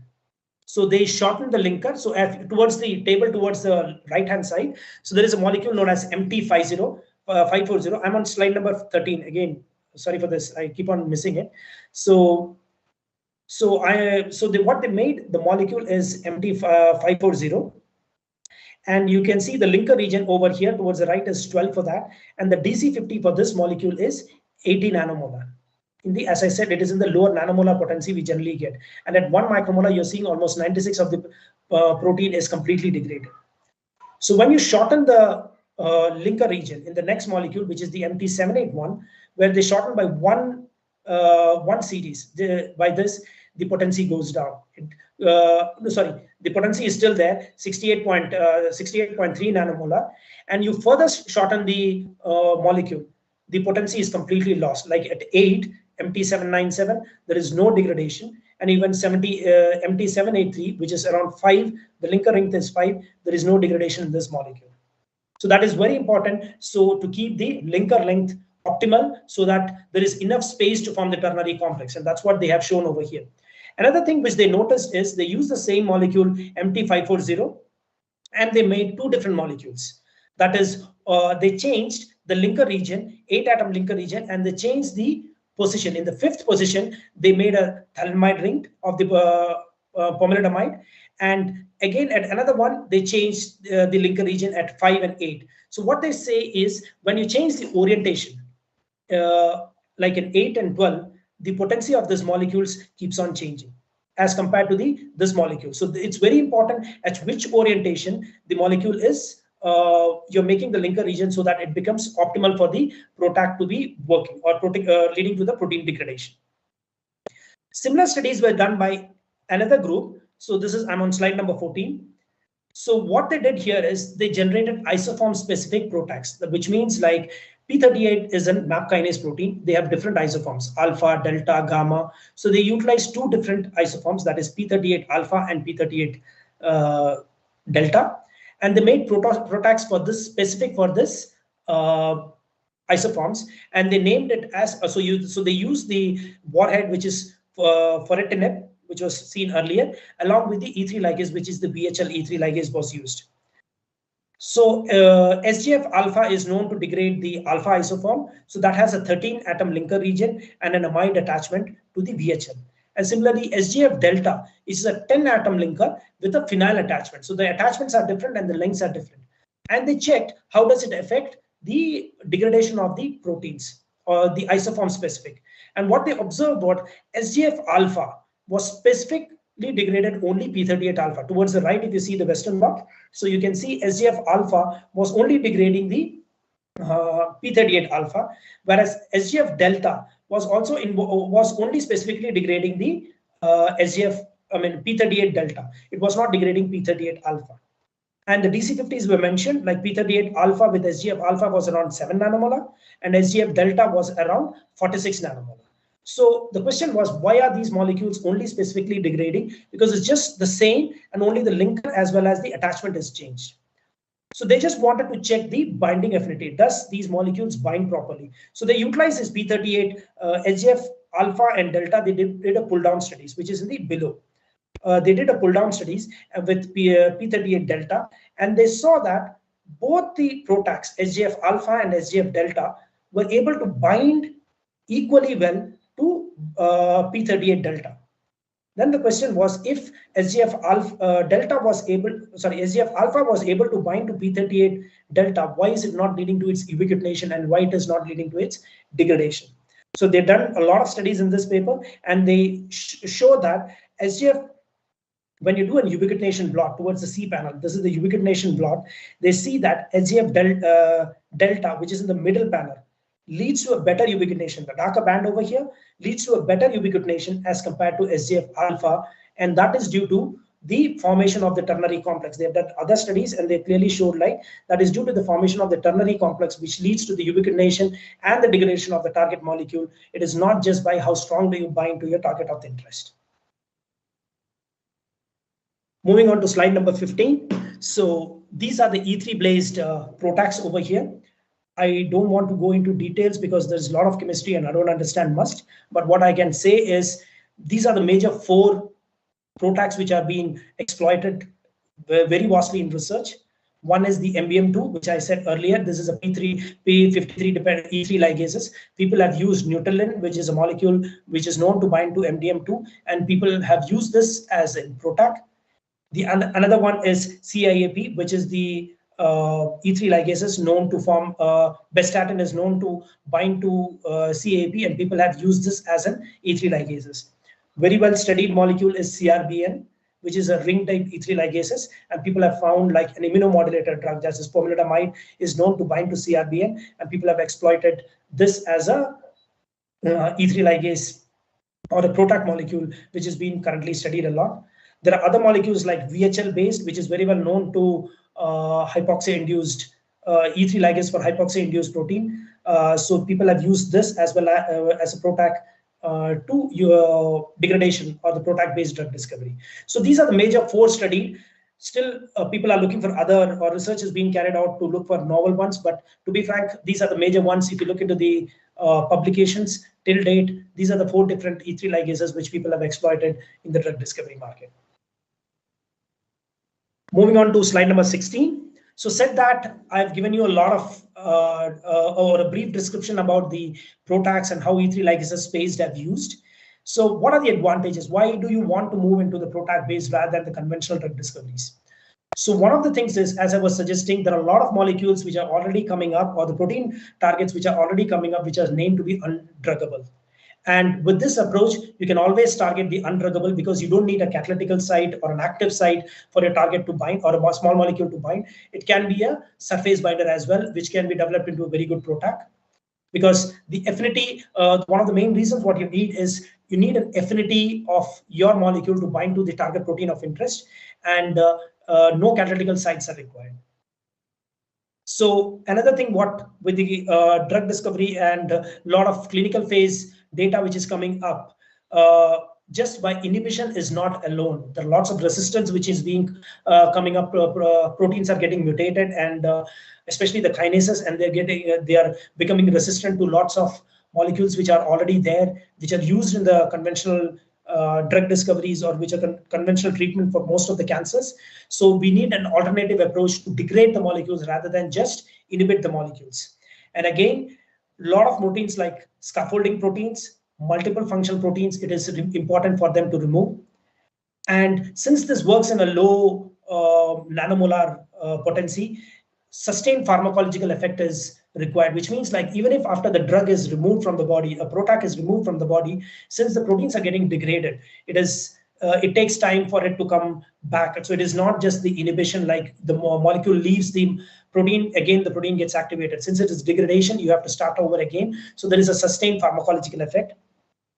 You see a better functional selectivity when you make a PROTAC rather than just the conventional drugs. So these are the lot of, and most importantly, it works in substoichiometric level. Since the same molecule can degrade multiple molecules, so the same PROTAC can be used. So even a lower concentration, it is very effective. That's why when you see most of the papers or most of the researches which is being done, and even in the clinical studies with Arvinas, so people have seen it works in a lower nanomolar. So the chances of toxicity is very less. So that is one of the important aspects why people would like to move into PROTACs. I'm on slide number 17. So said that, there are lots of advantages. So with advantages comes the clinical challenges as well. So one of the biggest clinical challenges what people have been observed is, since it's a new molecule, there are differential activity in the cells as well as the preclinical model. In the cells, it works very well, but when you take it into the preclinical models or the mouse models or the rat models, the activity changes. So that is something which people have been seeing. So one of the main reasons which I didn't point out earlier is, since this carries the warhead, the linker, and the E3 ligase binding domain, these molecules doesn't fit into the typical Lipinski's rule. So they are the molecular weight for these molecules are generally about 800 to 1200 Daltons. So that's pretty big molecules. It's not lesser than 500. So that's one thing which people have to always keep in mind, that these are bigger molecules than the conventional small molecules which you work with. So that's one of the reasons why there has been a disconnect. But people have been able to overcome this challenge as well, because otherwise we wouldn't have these molecules in the clinic. So more research or more ideas have to be brought in to understand this, what is the differential activity. Since these molecules are big, oral viability becomes a challenge. Going into a solution or let's say solubility of these molecules is a huge issue. So that's something which people have been working on. So you cannot use a conventional carrier molecules which we use for drug discovery. You cannot use that.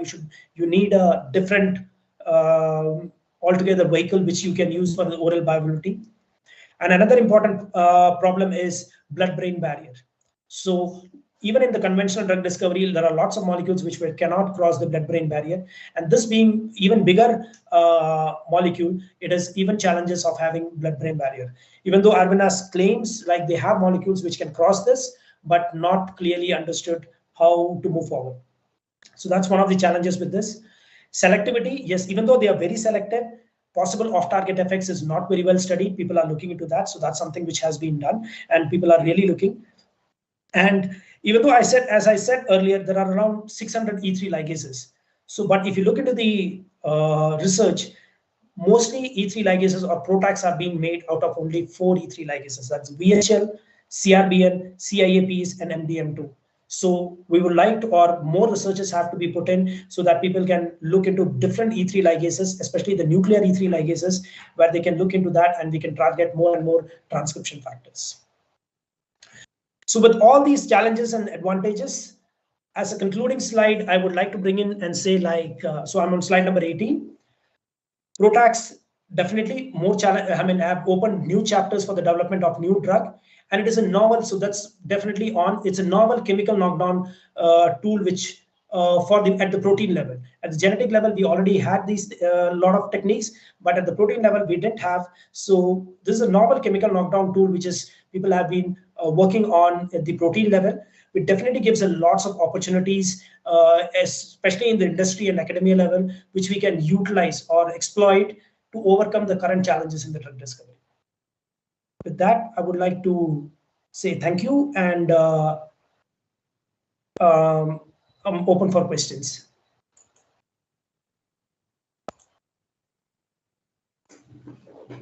Yeah, any question from the audience?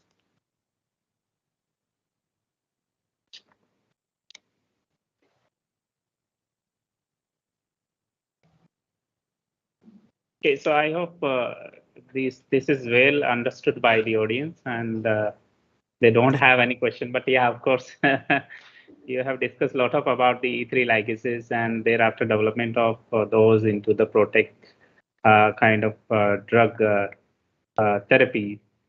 So I just want to know about the E3 ligases, like say these could be, as you said, these do not follow the Lipinski's rule, having the higher molecular weight. So what is the thing which actually get channelized these kind of molecule in situ, like say drug delivery system? What could be the possible drug delivery system? No, so the drug delivery system has been the same. People have been utilized this, but there are challenges how to put it into the molecules into the mouse. So the most important thing is delivery is always there, but what you get as a metabolite is a major challenge which people have looked. So the DMPK concept becomes the most important because you really need to understand what metabolites you are understanding. So you cannot use it as a small molecule in the DMPK research. I mean, treat them as a small molecule, but rather you will have to use them as a large molecules. So you'll have to consider these as a large molecules and then do it. So that's one of the challenges. So most of the things are being done, or the delivery system is being used as the large molecule delivery system rather than the conventional small molecules delivery system over here. Thank you, Dr. Nimesh. Now Director Sir is already joined. Thank you. So we have Dr. Manish Diwan with us from BIRAC, and I invite our director, Dr. Yasin Murthy, to welcome him, and then we will go ahead with the formal session. Thank you. Thank you, Dr. Nimesh, for your wonderful talk. And it is my pleasure to say a few words about my friend, Dr. Manish, who is an architecture and then making the youngsters into the potential entrepreneurs to make the India as a self-resilience and self-sufficient India. And he's my good friend as well as well-wisher of Naipur Guwahati. And I think formal introduction will be given by my colleagues there. Dr. Manish, I have another program at IIT Guwahati. That's why I came here, and I want to say a few things about my students, about you and your dynamism and your punch, about your entrepreneurship element of introducing the entrepreneurship to become how you can become a what you call Patardhari, Sutradhari rather than Patardhari. So welcome once again to the Raebareli, and then have a wonderful session. Over to Dr. Rakesh. Manish, Thank you so much, Professor Murthy. Always pleasure to connect with you and the fellow colleagues. Thank you for being here. I appreciate that. Thank you very much. Thank you. Thank you, sir, for joining. So thanks, Dr. Nimesh, for your scintillating talk and motivating our students. There had been wonderful sessions today, and we discussed so many things about drug discovery and development. But we all know, like for discovery and development, we need funds, and that we get from public sector. So to aware us about that, we have Dr. Manish Diwan with us from BIRAC, New Delhi. And he would be talking about from translational research to product deployment, what are the opportunities extended by BIRAC in terms of funds. So before we move ahead with his talk, let me introduce him to all of you. Dr. Manish Diwan is currently working as a head strategy partnership and entrepreneurship development at BIRAC, Department of Biotechnology, Government of India. Dr. Diwan has been instrumental in guiding several biotech startups to undertake strategic research and innovation. He is leading large national programs for the Government of India efforts to nurture and empower biotech innovation ecosystem. Sectoral lead for national missions schemes, especially Startup India, Make in India.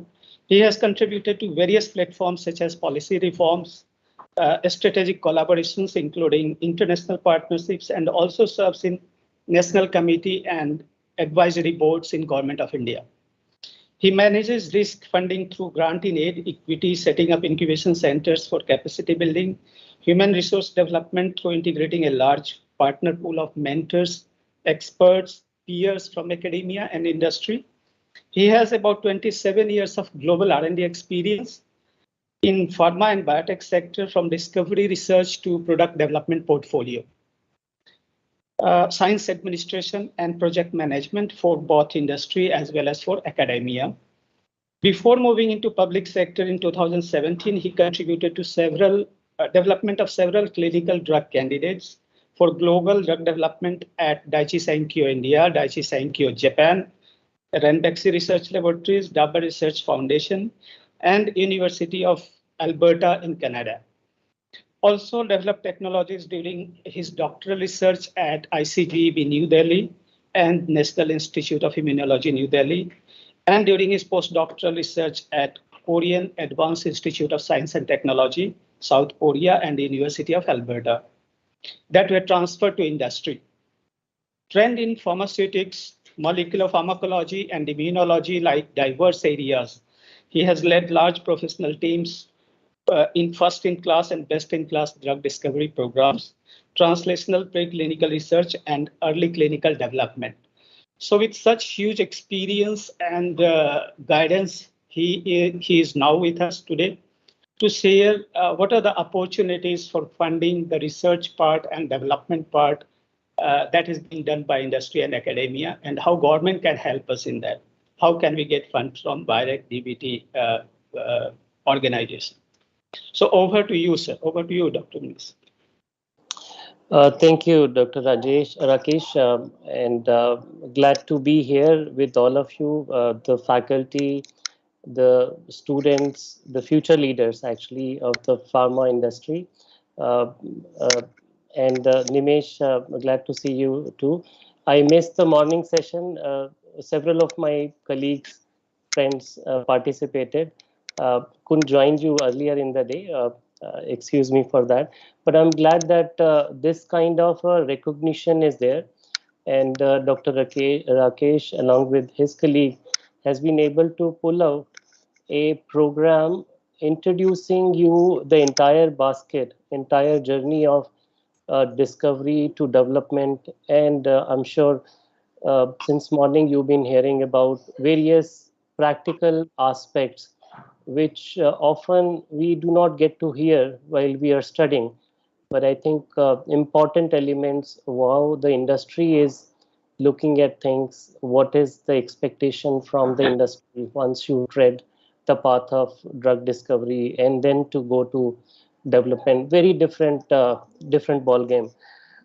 As Dr.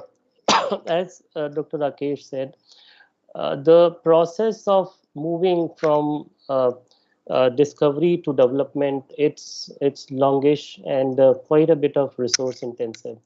And the sector requires people who can actually facilitate this journey. I think the institutional support where you are getting trained, and I think the entire faculty is committed to share the knowledge and prepare you for the next phase of journey.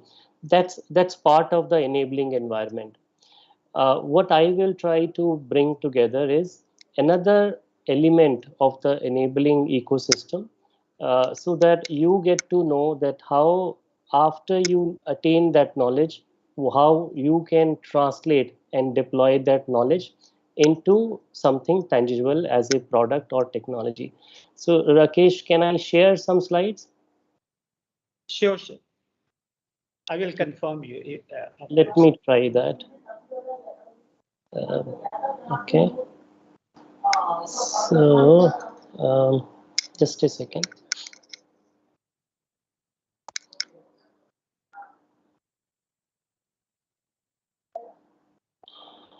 Let me know once my screen is visible to you. It's perfectly visible in slideshow mode. All right. Thank you so much. Thank you. So happy to talk to you. The topic that has been assigned to me is the translational research to product deployment and what could be the possible opportunities that BIREC has been. has put together, not only for you, but for the entire biotech ecosystem, but of course, available to compete and avail. Uh, Biotechnology Industry Research Assistance Council, or BIRAC, supports innovation all the way from ideation to commercialization. And since you are part of the pharma students, know you already understand the most longish and very high attrition in terms of drug discovery or drug development that is kind of unmatched in the other sectors.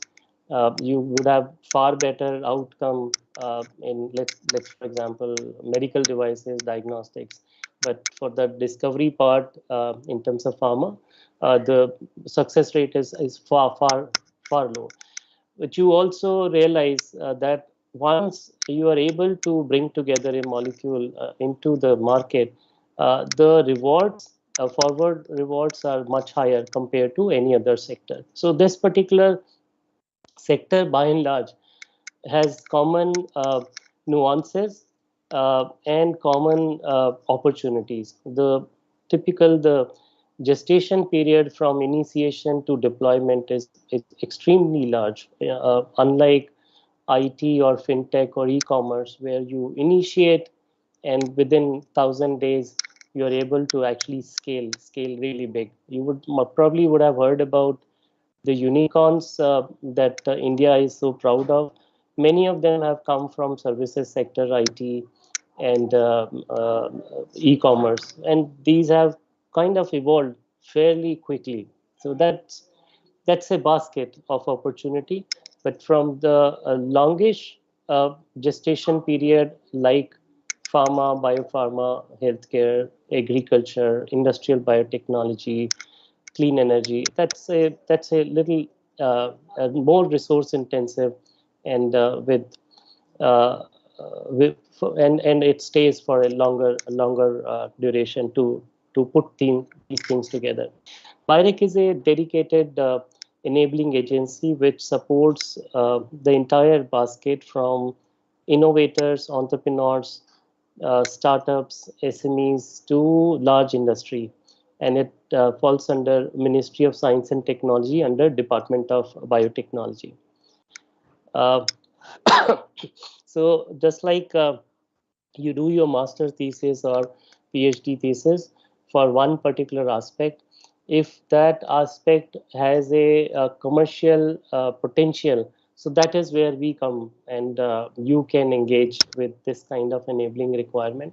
So from that position to all the way to commercialization, there are various state specific uh, facilitations, both in terms of funding as one of the key element to move things forward. But besides funding, a incubation facilities where you can actually work on your individual product or individual project, like like a large industry working in a mini setup. So in incubation centers, you get to avail all those facilities, the mentorship, access to experts who are well aware of the stages of development, the requirements, and not only the technical but business, IP, regulatory, all dimensions of the of product development and deployment.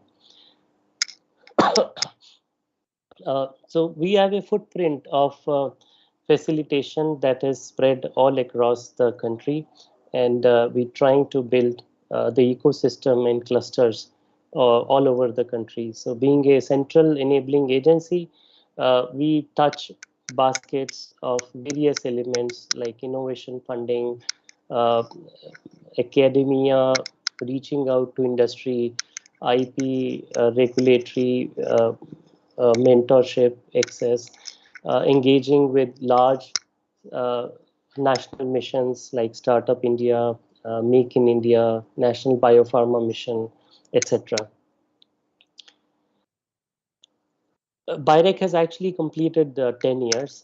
It's actually going to complete 10 years on 20th of March. So once we, and it's a good solid 10 years, and we were just running some analysis of the last 10 years. So in the ecosystem, the entire biotech ecosystem, once we compare what we were before 10 years, 2012, and where we are, there is a substantial change. There is a recognition of entrepreneurial uh, potential opportunities.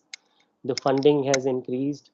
The number of startups, incubators facilitating them, that have substantially increased. We now have 5,000 startups in the country compared to 50 startups, let's say 2012. The if it's common access facilities, the capacity building has enhanced. We have now 60 BIREC supported incubation centers across the country. Dr. Murthy has one in Naipur, Guwahati, for instance. Like that, there are 60 incubators spread across 18 states. We also have pre-incubation centers. So I think that basket is also increasing in access to the such facilities, of course. There are these startups, entrepreneurs actually churn out their discoveries when intellectually protectable talent that is yielding now the products that have actually reached to the market. So we are looking at good 700 plus products that have actually reached to the market from these 5,000 odd startups, and this along with the ecosystem. This is more towards the initiation of innovation and then deployment. There are larger industries which I have not captured here, which are also increasing, and that product base as well as capacity of both import, export, as well as manufacturing, that is also getting sized up. So we are looking at India's bioeconomy growth, which is increasing in double digit for last several years now. After the 2016, when the Startup India, Make in India national missions came in, so we as India, the India's bioeconomy was 81 billion USD in 2021, and it is poised to grow to about 150 billion by 2025. In terms of capacity enhancements, we support incubation facility, as I mentioned, and these incubation facilities uh, specialize in different subsectors of biotech. For example, for your case, more for life sciences, pharma, biopharma, or related, let's say, medtech. There are dedicated facilities. So these are high-end equipment access, individual working laboratories, or a shared common lab space with access to common access facilities too. If you look across India, there is quite a bit of presence in terms of access to such common access facilities, which have been spread out. At any given time, there are 1,000 plus startups which can seed and incubate in such incubation centers. These incubatees or startups are actually making all of us proud by moving into product development. They have created, seeded their own enterprises, and those enterprises are growing, and many among them have actually deployed their products into the market. So I think that is an ecosystem where we are looking at. And as I was saying, the 5,000 plus startups that we see in the country today, by 2025, we are anticipating that these numbers would grow 2x. So you can imagine the growth and the potential of the ecosystem. And this has actually gained momentum after the action plan for 2000 for Startup India was released by our Honorable Prime Minister in 2016. if you look at the presence of startups all across India, this is sector agnostic. The entire 60,000 plus startups that are registered in India at present, you look at the distribution of such startups, you would notice that there are some places where we have large number of startups which are being deployed, which are registered present, compared to some places where there are lower level of activity, a much smaller extent of activity, and some places you do not have much presence in such entrepreneurial segment. This is when I look at these maps of 2017, 18, and henceforth, these are progressively getting more busier. On the left, if you notice, these 60 incubation centers plus 10 pre-incubation centers, these we are getting populated year on year, adding 10 incubation centers. So this particular capacity building is getting supported, getting enhanced, and it has started churning out in terms of the number of startups also. Uh, in the last year, even in the COVID times, we registered 1,200, close to 1,100 some plus biotech startups, new biotech startup which got registered in the last year itself. So these numbers are, as I said, are moving up. I don't know. Probably you might have heard about BIREC's flagship scheme, which is called Biotech Ignition Grant. It gives you an excess of up to 50 lakh rupees for a period of 18 months to move your idea to POC, up to TRL3 or more stage. This is, and then you can utilize this funding and go anywhere in any incubation center or a recognized laboratory and work either as individual or as a startup. So far we have supported 700 plus projects under this. These are projects which have at the time of sanction clear demonstrable commercialization potential. Then only this comes and gets considered. Unlike the R&D projects which are more towards exploratory sciences, those are funded by other ministries and departments. BIREC supports all funds, all projects that are translatable. The academia is a constant innovation or a constant knowledge generation source, and the industry and academia, if they have to connect and come together, startup ecosystem is one conduit that has emerged out very impressively and has been able to bring these two together so that the knowledge generation actually leads to knowledge translation and then deployment. And year on year, we are seeing this is getting augmented and scaling up. As I mentioned, even in last year, we saw addition of addition of new startups which got incorporated, and we could see both years of COVID times that was very persistent. The Biotech Ignition Grant BIG, as I mentioned, on the left you could see a graph or India's map reflecting the aspirants for the for this particular grant.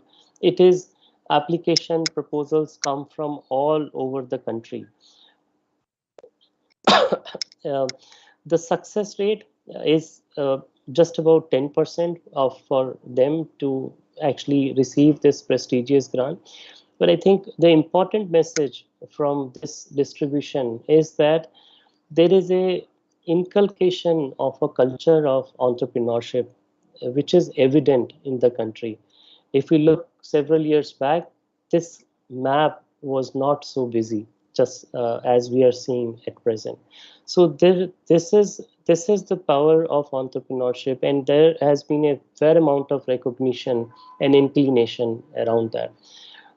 One more aspect which we also saw from this, that the distribution of applicants, we are seeing more and more women colleagues are also applying and also getting benefited. So this number, which has increased from 15%, 16% in 2017 to at present, it's has reached to 27% to 73% as a female to male ratios, which is encouraging. As I gave you an example of Biotech Ignition Grant, which is BIG, which provides access to 50 lakh rupees funding. Likewise, as I mentioned, we have created specific customized schemes and programs that are stage driven, ideation to POC, field testing, validation to commercialization. So depending upon which stage your ideation or startup or activity is, there is a funding provision. So we provide up to $1 million per startup access to the fund. And for instance, for clinical trials to de-risk the innovation, which requires much larger funding support.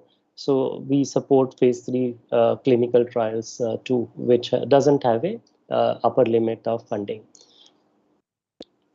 There are, if you look at BIREX website, you will find there are dedicated schemes for industry support too, besides faculty or individual entrepreneurs or startups. So BIPP and SIBRI, they provide funding support depending upon the TRL level of your development, and the funding support again ranges in SIBRI up to 50 lakh, and for BIPP there is no ceiling, and it supports high fund requirement of particular proposal. So both these schemes have been utilized by industry as well as SMEs and younger startups who are moving into this direction. Excuse me. PACE is a scheme which is more aligned to support faculty entrepreneurs, faculty people who intend to work towards product development, but yet do not want to leave the faculty positions permanently to incorporate their own startups. So academic innovation research, AIR, and contract research scheme, CRS, they are both there to support the faculty entrepreneurship. And the provisions have been utilized by more than 300 plus academic institutions to avail such opportunities. SPERSH is supporting social innovation program. That's a dedicated scheme. So there are SPERSH fellows as well as SPERSH centers who get benefited from this particular aspect. One of the elements is that early stage, more funding is given in a grant in aid mode, where if you succeed, you do not have any obligation to return that funding back to BIRAC.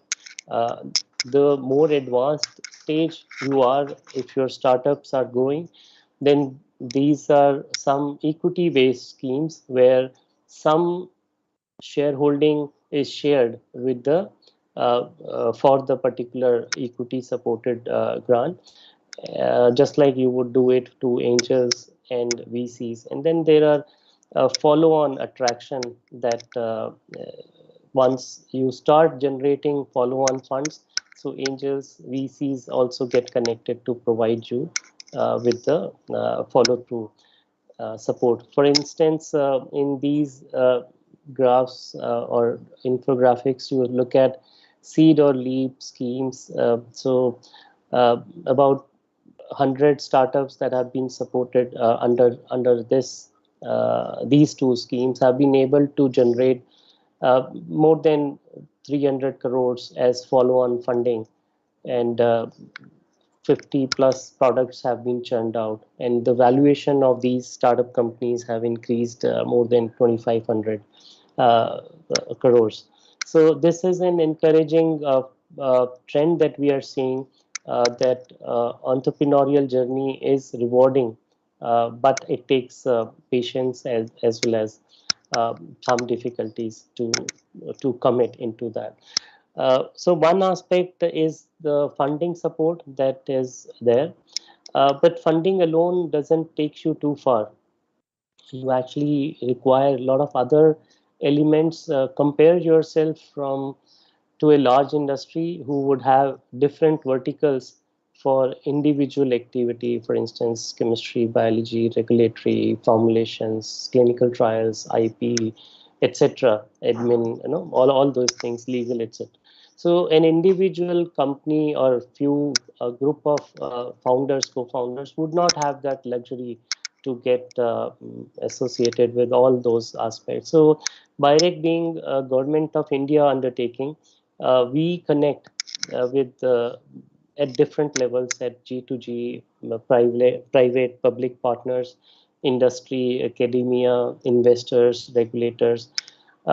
So those all connects, all partners become accessible to the ecosystem who gets associated. There is a lot of emphasis on mentoring and high-end skill development for the beneficiaries, and that is done throughout the year through various mechanisms, workshops, hackathons, clinics, and face-to-face, one-on-one, as well as group mentoring. We also bring opportunities for the beneficiaries so that they are aware of the competition, because whenever you intend to get into that that journey, you must be aware of the competition which is evident globally, not only in the local circumstances. So to make India's ecosystem globally competent, there is a conscious effort in that direction too. There are various opportunities like global congregations to reflect India's biotech strength that is put in. Some examples where people who have started their journeys in one small project, and though that product has actually gone to market and deployed. So there are various examples across the biotech sector. You might have been able, some of those probably you might have got exposed to, utilize as well. And that happens both across the best-in-class as well as first-in-class efforts. Being a pharma congregation, I would emphasize that India is largely into best-in-class activities, but I think unless until we move and make more efforts in the first-in-class discoveries and development, we will not become the world leaders or the global champions. So consider once you move into professional careers further, carry that awareness and also make an effort once you have that ability to make and bring a change into the ecosystem. There are some beautiful examples, very encouraging. Deep tech sciences, for example, or ODN related new molecules which are addressing rare diseases by Hanujan Therapeutics, Athenporus, that was licensed out at a very attractive out licensing deal of $125 million. Pandorum is working on liver and corneal tissue generation. That has the company now has a valuation of more than 100 crores. It all started with a couple of people, just like you students in the ISC. And then today they have moved up, being recognized not only at the national forum but outside India forum. Ectorious Innovation has been able to create a platform technology that can identify, verify, and uh, study single cell circulating tumor cell at a single cell level in the from the peripheral blood to gauge and access the reminiscence of metastasis or the tumor. Likewise, in Excel has created WebCare medical devices. So there are plenty of examples. I would encourage you, all of you, to look at this dedicated e-portal called biotech-solutions.com. It currently holds more than 200 BIREC supported commercialized biotech products and technologies. You will get across the biotech sector. So you'll get fair bit of an idea how this uh, entrepreneurship startup ecosystem is evolving. We have also supported manufacturing and high-end characterization facilities. I think everybody would have heard about the vaccine story in the COVID times. So all these facilities, common access facilities, augmentation of vaccine production, characterization, immunogenicity testing, the animal challenge studies, BSL-3 facilities, they have been infused across the ecosystem. The production for ventilators, diagnostic kits, startups, for example, you will moving from diagnostic kit development to establishing their own high-end manufacturing facility recently. So I think there are a variety of examples. If the people who are actually driven in this direction, I would encourage you to follow up and maybe look at some of these, visit the websites and study a little bit more on that. All the vaccines, COVID vaccines that we have seen or got vaccinated, they were one way or the other have been directly supported by BIREC DBT for their translation.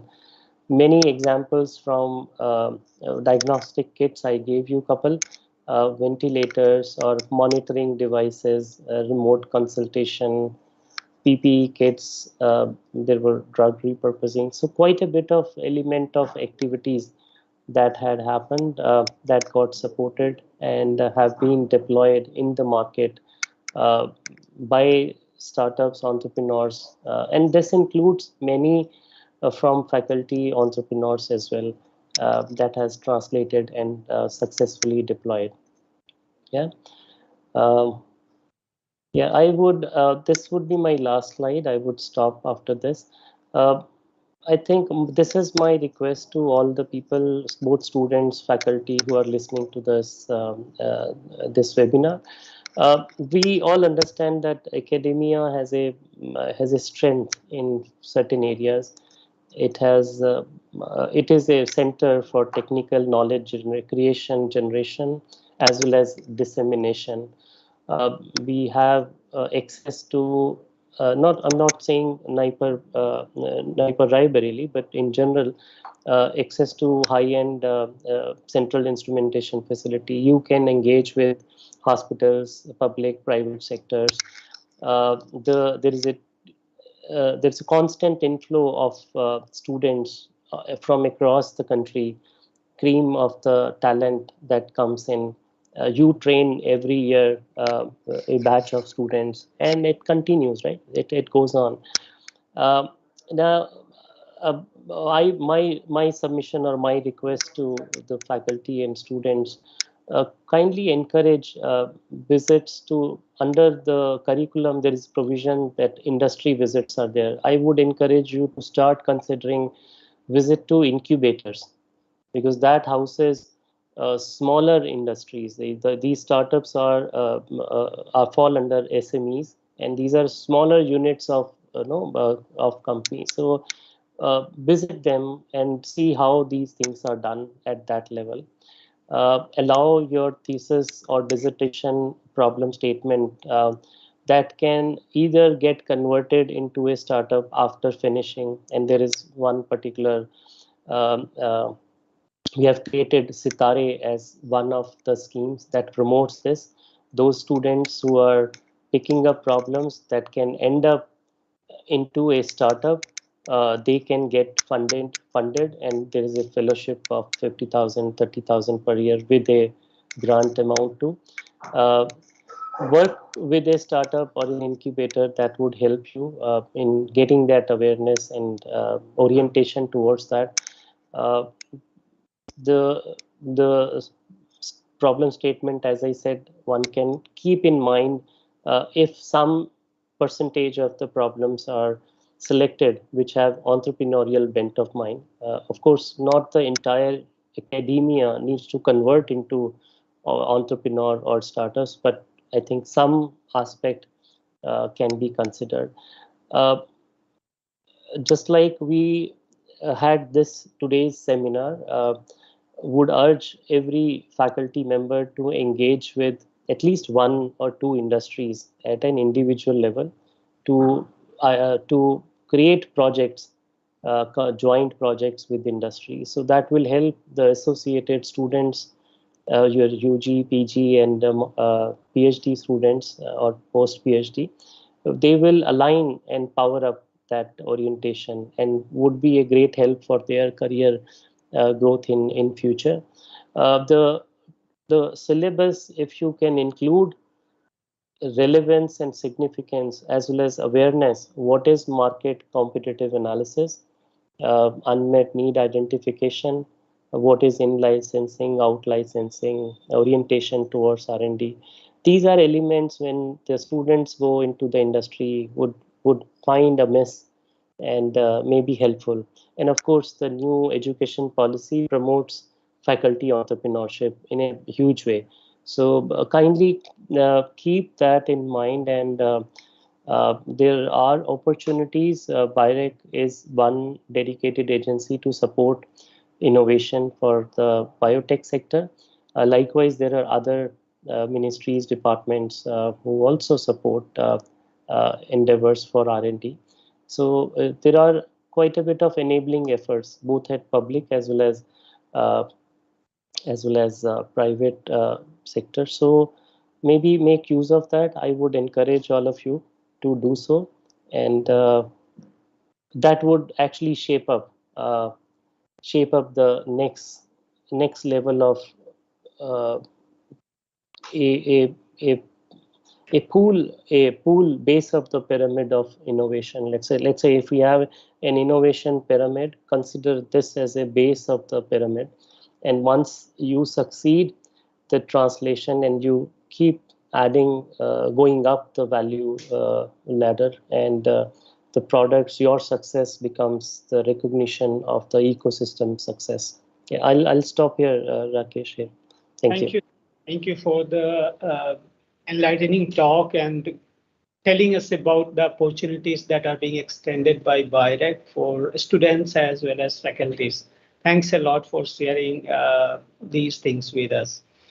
This will certainly help our students and our faculties too in terms of like how to apply for different types of fund, because the major thing is maybe people do not know about what are the things that we can apply. That is one of the major hurdle.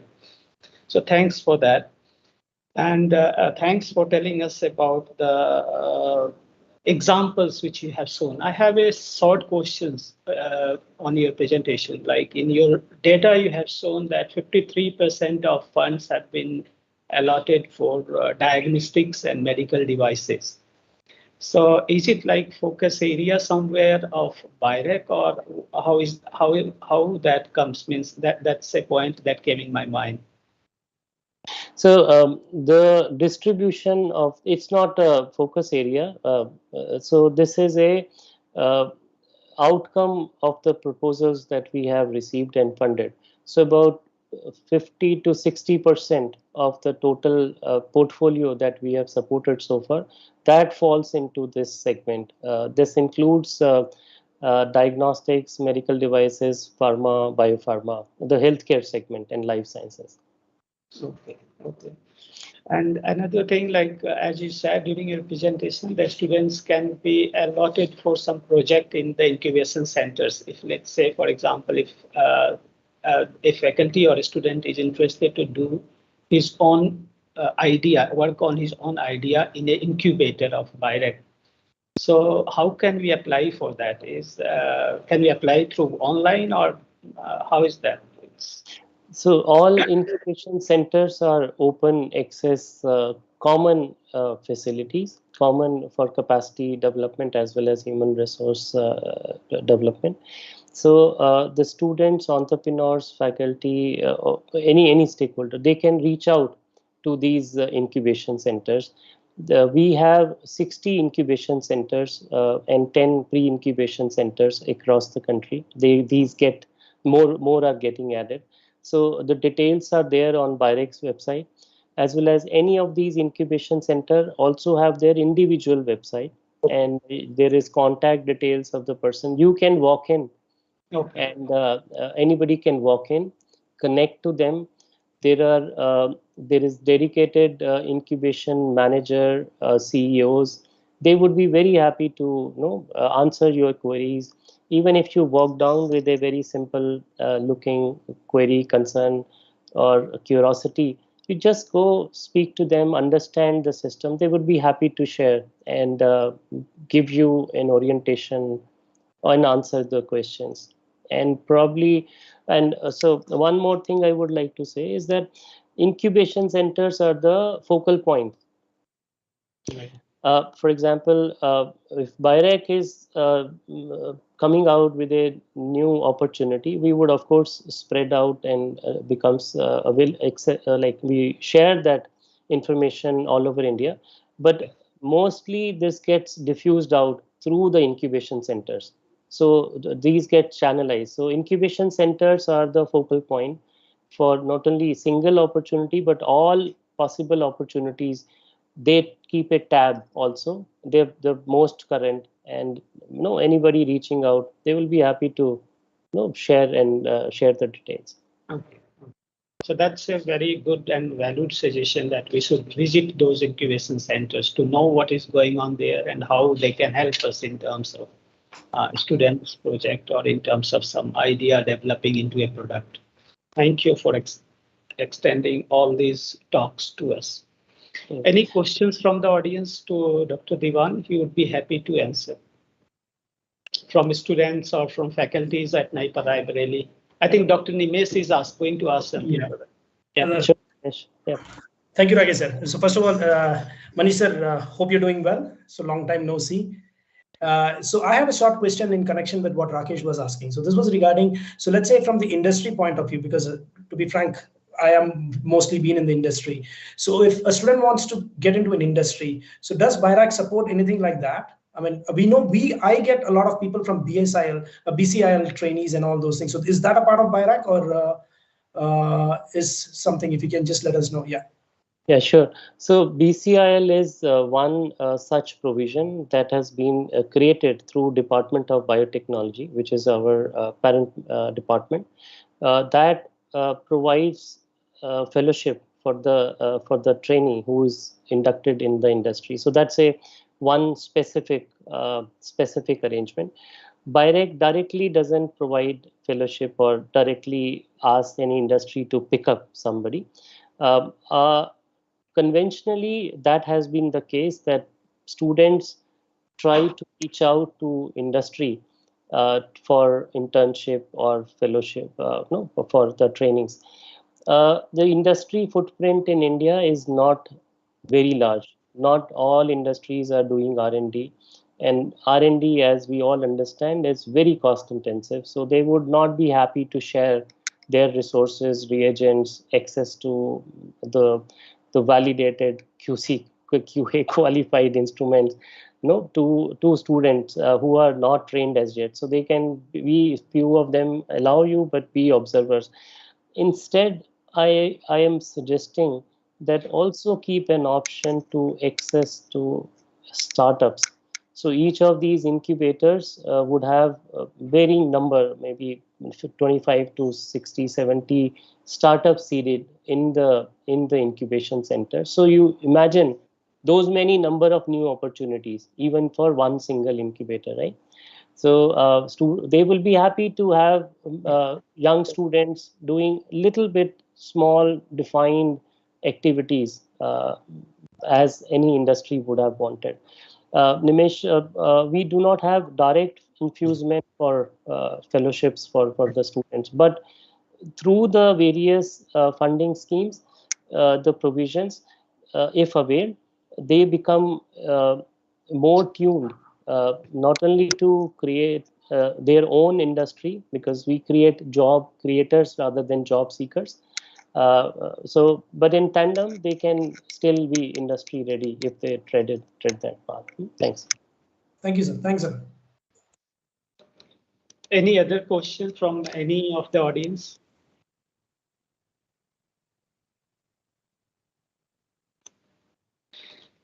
So I think for now there are no questions, and if there are any questions, I will get back to you with their questions. Maybe I can mediate those questions for you, sir. Sure, no issues. I think it's been a long day. I see students probably would have been sitting. I looked at the agenda. I felt that it was an overdose of highly concentrated, high value information. But I think it's an excellent effort. I'm very glad that many of my previous colleagues have been able to spare time and join. And I'm also happy to engage. Thank you so much. Thank you, everyone. Thank you, sir. Thank you so much. Bye-bye. Bye then. Bye-bye.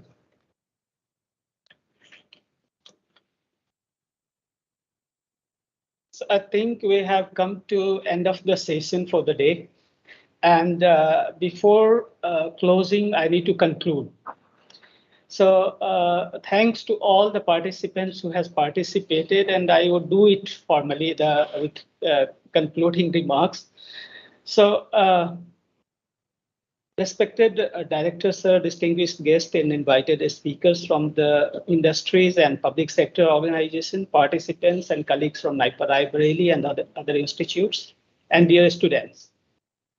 It gives me immense pleasure to propose the vote of thanks for the organizing today's symposium event, which was like the industry perspective on translational challenges in drug discovery and development.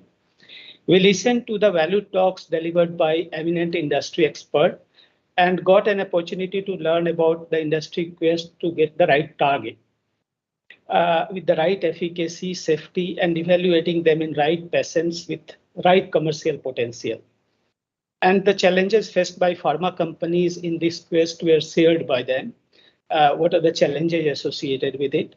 During this symposium, we had an opportunity to discuss all the challenges in translational research to learn newer, many innovative approaches, how we can develop to overcome those translational challenges. I'm sure the audiences must have been benefited from the diverse and rich experience of the experts. And this symposium has provided us new insights to face those translational challenges of discovery and development. So I highly appreciate and thank the invited speakers who have agreed to come and deliver their expert talks to share the wisdom and knowledge they have. Thanks and congratulations to all of you for the successful symposium event today. Thank you. Thank you all.